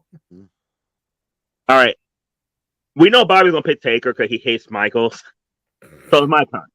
Okay. And it's funny you mentioned 25 because we were there. Yeah, we were both there. Yeah. In my opinion, those entrances at 25 were the two greatest entrances, which is what was the motivation for this question. Mm-hmm. And I mark out when I hear HBK's music start. I did too. Like when his music starts, it's like, oh, I get excited. Just like I do for Vince too. When I had no chance in hell, mark out. But for entrances though, it's the Undertaker. The Undertaker could honestly like just do his entrance, walk out there, beat Cena in 3 seconds, and then do his thing at the end with his music. And it was the greatest thing you've seen. Ric Flair is the GOAT, the greatest wrestler of all time. But the Undertaker is probably the greatest all-around package sports entertainer. The whole thing from top to bottom. Oh, sounds like you're making another battle. That's who you think's the greatest of all around. Keep that in mind for one of these shows coming up. No, we talk about like in-ring ability, what he can do. No, I know, but I would argue Hulk Hogan versus the Undertaker. Shit. Yes. Ooh. In the 80s, the Hogan, when his music hit, da, da, da, and he would come out and do all the poses, that wasn't nobody fucking with that. The crowd was just different. Right. Nobody's fucking with that. Fuck that shit. No, the crowd, you know what the fuck I mean, man. Yeah. Hogan was the original Yes movie. Hulkamania was unstoppable. From 81 to 90. I Then would say that's Stone accurate. Cold's the glass, and he comes out. Oh, I would put Stone Cold over Hogan as far as like that being that guy. And Stone Cold drew more money than Hogan did. If we go by money, but Hogan in the 80s with the inflation, it might look different if we really did the real numbers. Because Hogan did it when nobody was doing it.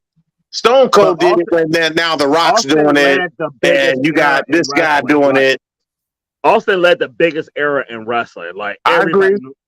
Everybody. I still think the 80s is the golden age, though. That's just me.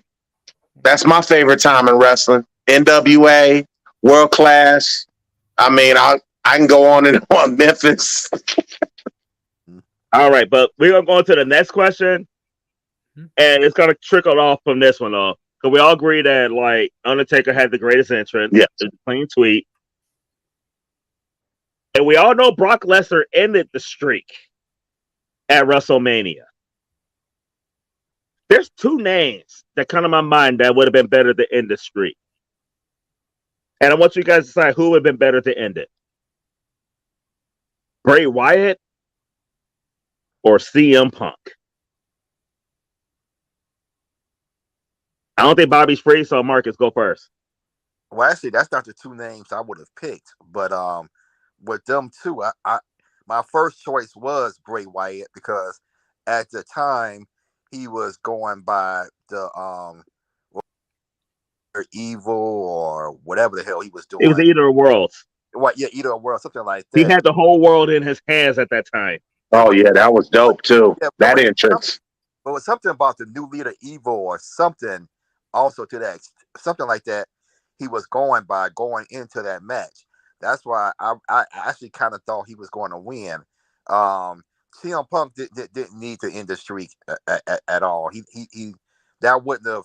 To me, it's just like if Brock ended it. Neither one of them really needed that. I would have picked Roman before CM Punk personally, but my first overall was Bray Wyatt because of what he was doing at the time. Mm-hmm. So your two was Bray Wyatt and Roman Reigns? Yeah.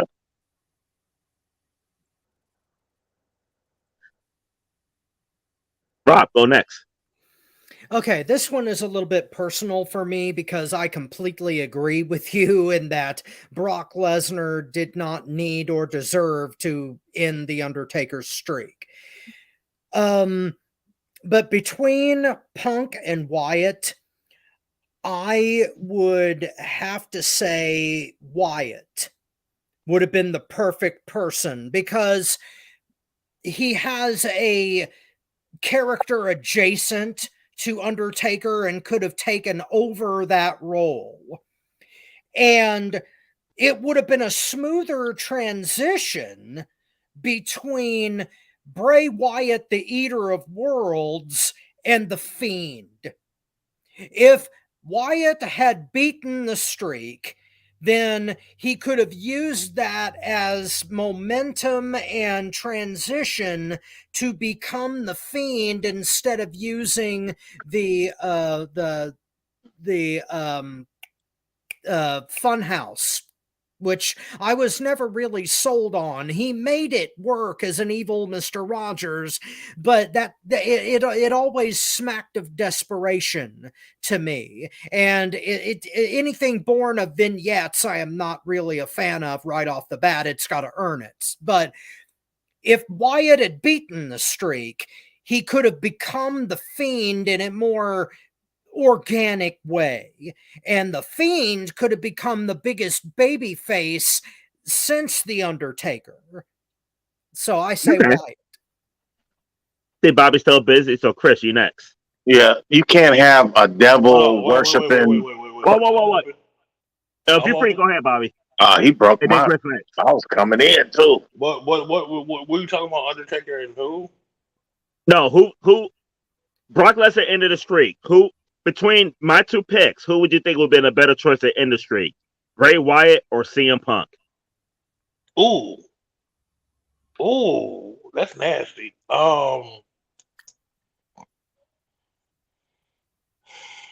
Everybody's gonna think I'm gonna say CM Punk, but I'm gonna say Bray Wyatt.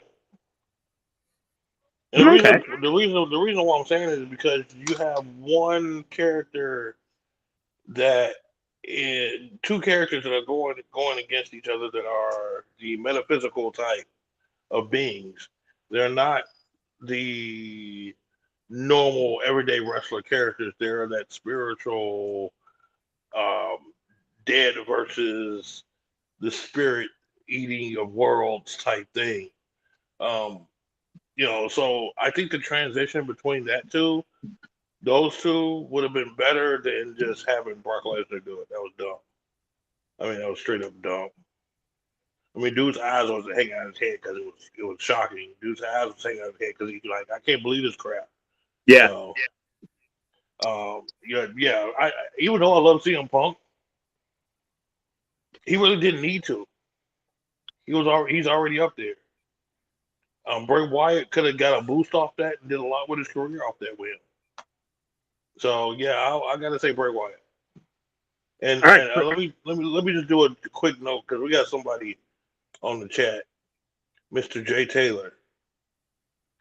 Mr. J. Taylor, He's the one that's like ridiculing me all the time. He always likes saying things that don't make sense because he wants to try to get up on the game. Dude, if you want to be on the podcast that bad, give me your email so I can come on here and embarrass you.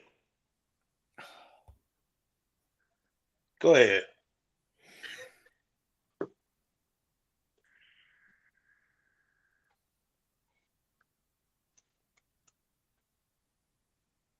And with that being said, Chris, you up?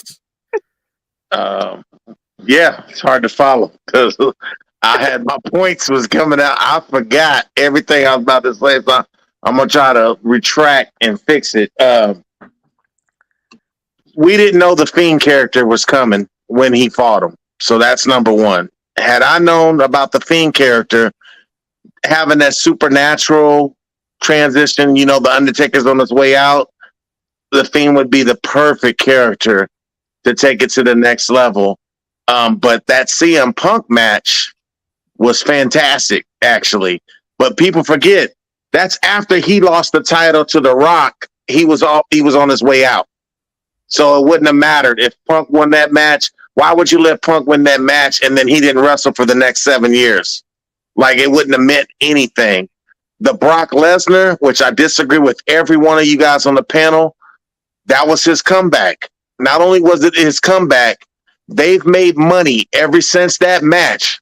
That's what started Lesnar's dominance again, was beating The Undertaker. That I personally would have just let The Undertaker be undefeated at WrestleManias and let him retire and called it a day. And because he made people, he made Rob Van Dam at a WrestleMania, Jeff Hardy, Triple H. He could wrestle you and beat you, but you're like, yeah, I lost to The Undertaker, but you had a good performance, i.e. the two greatest matches I've ever seen at WrestleMania was Undertaker, Shawn Michaels. And Shawn didn't have to win those matches to walk away going, man, that was one of the greatest things I've ever seen in my life. That's how I feel about The Undertaker. So I would have never let him lose. To answer your question, I never would have had him lose at WrestleMania. I'd have let him stay undefeated and called it a day and said, who want me to put over? Bray Wyatt? Come on. Let's wrestle for 30 minutes and put on a good show. Bray Wyatt's a star. John Cena, let's wrestle for 30 seconds and put on a show. John Cena's a star. I mean, The Undertaker's been doing it. So I personally wouldn't have, nobody should have beat him. That's my answer. All right. I'm going to disagree with you. Okay. And here's the reason why. I don't agree with Brock Lesnar ending the streak at all. He didn't need it. Believability. But he didn't need it. When the company invests 20 plus years into a streak, you got to have a payoff with the streak ending. All streaks end. And there's got to be a payoff to that streak. You invest that much time into it, you got to have a payoff. You got to make somebody a star. My Pickers was already a star. And CM Punk was not on his way out after that WrestleMania match. He was not on his way out after that. Remember, he left a year later because of the shit that was going on the following year. Remember, he did the Rumble the following year. And after that Rumble... But he was never back in the title picture, is my point. Exactly. If CM Punk would have beat The Undertaker at WrestleMania, a lot of his arguments about how he's been treated, he could have never, ever had. CM Punk, it would have done a lot for Bray Wyatt, which is why I picked both of these guys, because it would have done a lot for both of them. But if CM Punk would have ended the Undertaker streak, I think he would have re-signed with WWE. I don't think he would have felt he has been as treated as he was. You just dropped the title to The Rock with a fucking people's elbow. He ends the streak after Paul Bearer died with Paul Heyman as your guy. The way Paul Heyman built up the Brock Lesnar beating the streak, he would do the exact same thing for CM Punk and made him a bigger star than he already is. CM Punk would have never left the WWE when he did. He might eventually have. I think he would have stayed there and would have been a megastar because he ended the streak. Paul Heyman would have hyped that shit up way more than Bray Wyatt would have.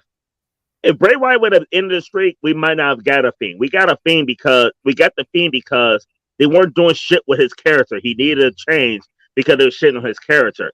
If he would have ended the streak, we probably would have never got the Fiend. CM Punk, in my opinion, should have ended the streak and he would still be there. He would have lasted long. I'm not going to say he'd still be there today. He left for booking. Remember, that was his biggest argument was how he was booked. And then, but you can't argue booking if they book you to end the streak. But you know what? It would have meant more with the title. For CM Punk, I look at championships. Like he's back now. No, I do. No. Some guys, when I look at Michael Jordan, I think champion. Every time I see Michael, I think the same thing about Kobe Bryant. When I look at wrestlers, there's certain wrestlers, they're always in the championship picture. I agree with you, but not when it comes to Undertaker's streak. Because that streak, in my opinion, was bigger than the title. That's how big it was. That's what I'm saying. Put the belt in there. That's how big it was. I agree with you, but that's how big that streak was to me. No, I think the streak was bigger than the title. Way bigger. Especially when Punk just had the longest reign in like 20 years prior to that. But see, here's the thing. I agree with Chris in this instance because I think that if it had been streak versus title, the stakes would have been high enough to where Punk would have been elevated into God mode. Exactly. If he had beaten the streak. I don't think that the Cena Rock rematch needed the belt. Right. That pissed me off. It didn't need the belt. The Cena Rock, I mean, we're going all over stuff. The Cena Rock rematch pissed me off because you built that matchup for a year for being a once in a lifetime, never happen again. And then it ended up the following year. And destroyed CM Punk in the process. They took all the momentum out of CM Punk in the process. Yeah. Because they wanted the marquee. Yeah, I mean, that pissed me off a whole different levels. But we know, remember CM Punk's pipe bomb. I'm not a McMahon. I'm a Heyman guy. Remember how he broke it down. He told you there are Vince guys and there are Heyman guys, and Vince can do whatever he wants. Yes, he let Heyman and CM Punk, but once Vince got tired of it, that was it. And we didn't see my man for 7 years. All right, we got one more before we go because it's 6:00 now. Who was the better star during the Monday Night Wars? Was it Hollywood Hulk Hogan? Or was it Mr. McMahon? Bobby, you free? Don't let me go first. All right. Marcus, go first. Oh, damn. Oh, man. Mr. This why I love these subjects because it make you think. Yeah. You're on point today, Tony. This might have been the hardest one you gave, so this might have been the hardest one. Wow. Shit. You know what? I'm going to go with Mr. McMahon simply because when you look at that character, that was a character where almost everybody could relate to. I want to be able to curse out my boss. I want to give my boss the finger. And because I'm so valuable to you, because I make you so much money, you're not going to fire me. And I mean, I think almost anybody can relate to that character. You know, even though I love Hollywood Hogan, it got kind of stale to me after a while, personally. You know, so I'm going with Mr. McMahon. That's a good choice. What's your choice, Chris? I'm going with McMahon too because Hogan's not the reason why they won 83 weeks in a row. I got to put Goldberg in there for some of those weeks.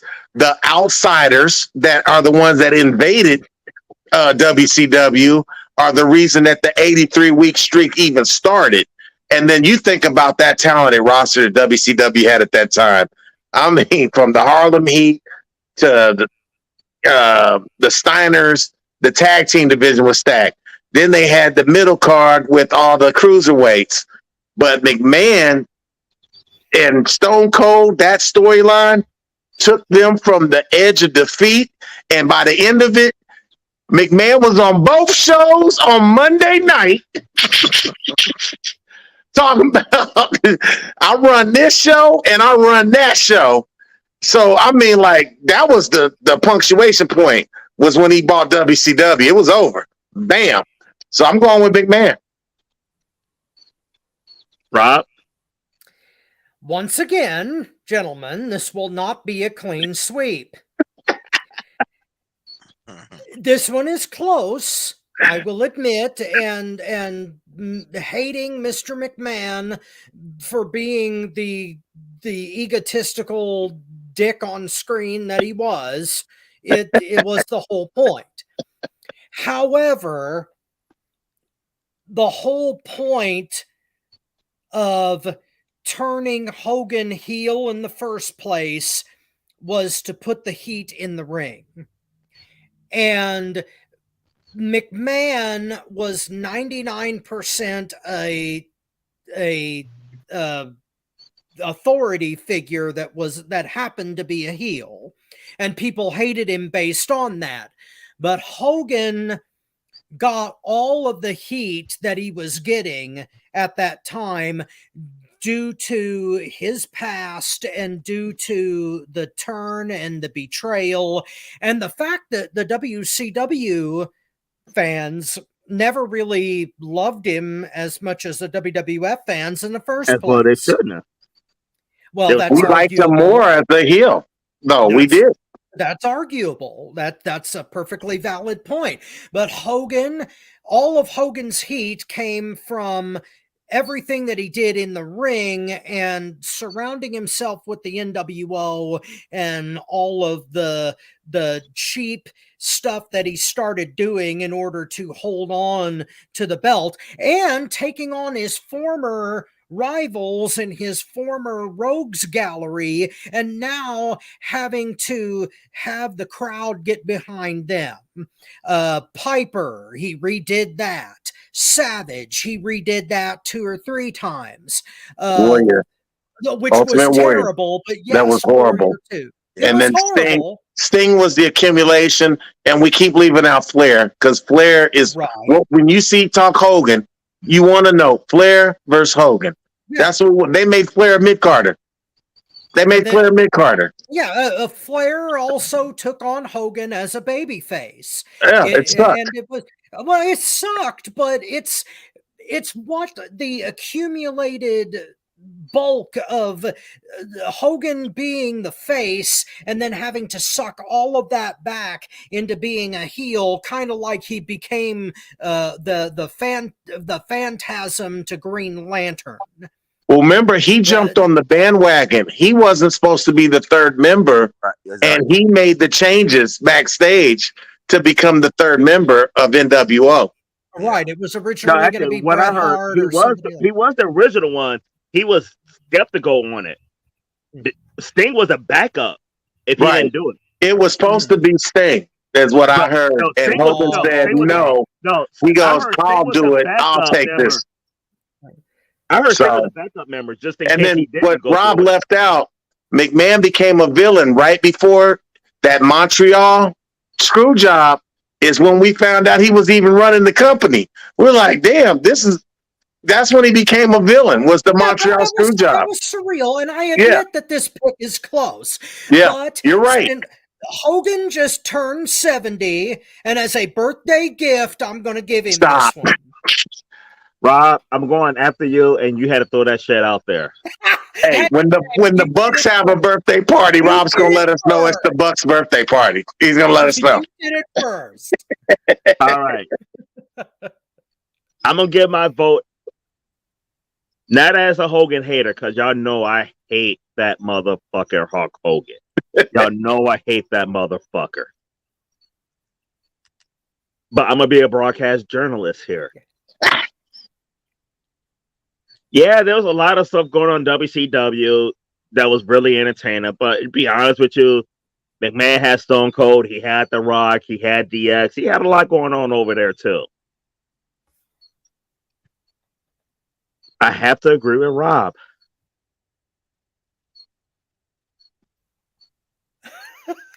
What?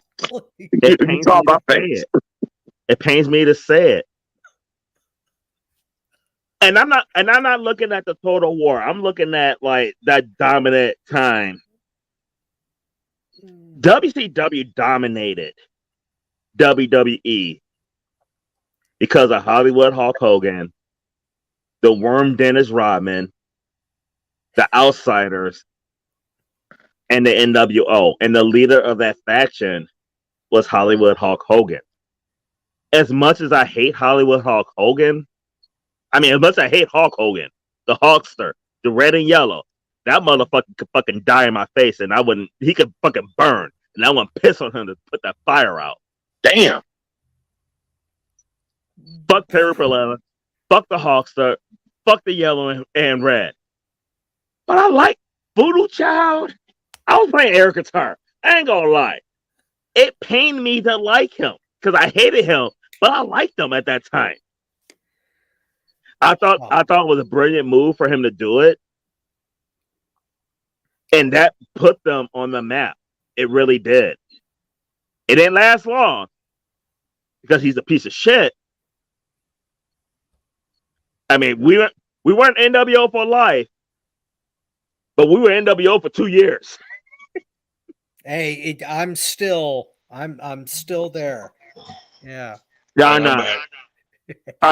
Hey, no, Eric Bischoff's the reason why it ended. He started telling you what was going on WWE and all kind of. He fired Stone Cold Steve Austin. He let the Undertaker go. That's Eric Bischoff fucked it all up.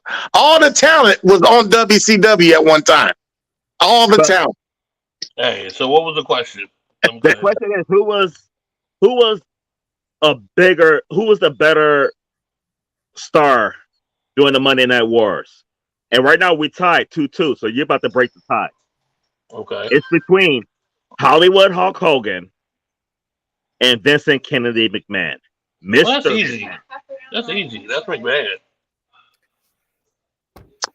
What we said. Wait. Now let me put this in context because I know everybody's gonna go back in history and say, "Well, you said the Monday Night Wars, and you said blah blah blah blah." Collectively, as a whole, WCW had it going on.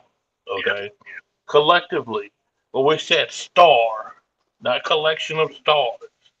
And then you put, "Hey, how you doing?" All right, sorry, I had to say hi to her. That made me lose a train of thought. No, but collectively of stars, WCW had it tilted in their favor all day long. But if you talk about Mr. McMahon as an individual star versus Hulk Hogan, so you talk about the man who made Hulk Hogan a star to even get to that point versus the creation of stars. See what I'm saying? You can't beat the daddy. Vince McMahon is Hulk Hogan's daddy. So Hulk Hogan needs to acknowledge his daddy. Yeah, Hulk Hogan needs to acknowledge his daddy. And at the time, none of us knew Vince would become a star. We didn't. Right. He was just a boring ass commentator. Right. And he took that role and went to a different level with it. Yeah, he did. So yeah, I gotta give it to Vince. Good old Vincent. I'm spending $12 million on a hooker for McMahon. Thank you for joining us on FTW Future Focus. Wow.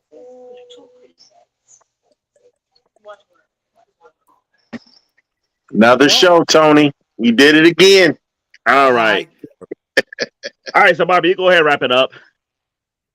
Oh, okay. Well, ladies and gentlemen, this has been the edition of the FTW Future Focus right here on the FTW Network. I want to thank everybody for tuning in. Jay Taylor, that invitation is open. So Marcus Buckley, thank you for your participation in Lost today. Gadget, Gadget Brother, thank you for being on.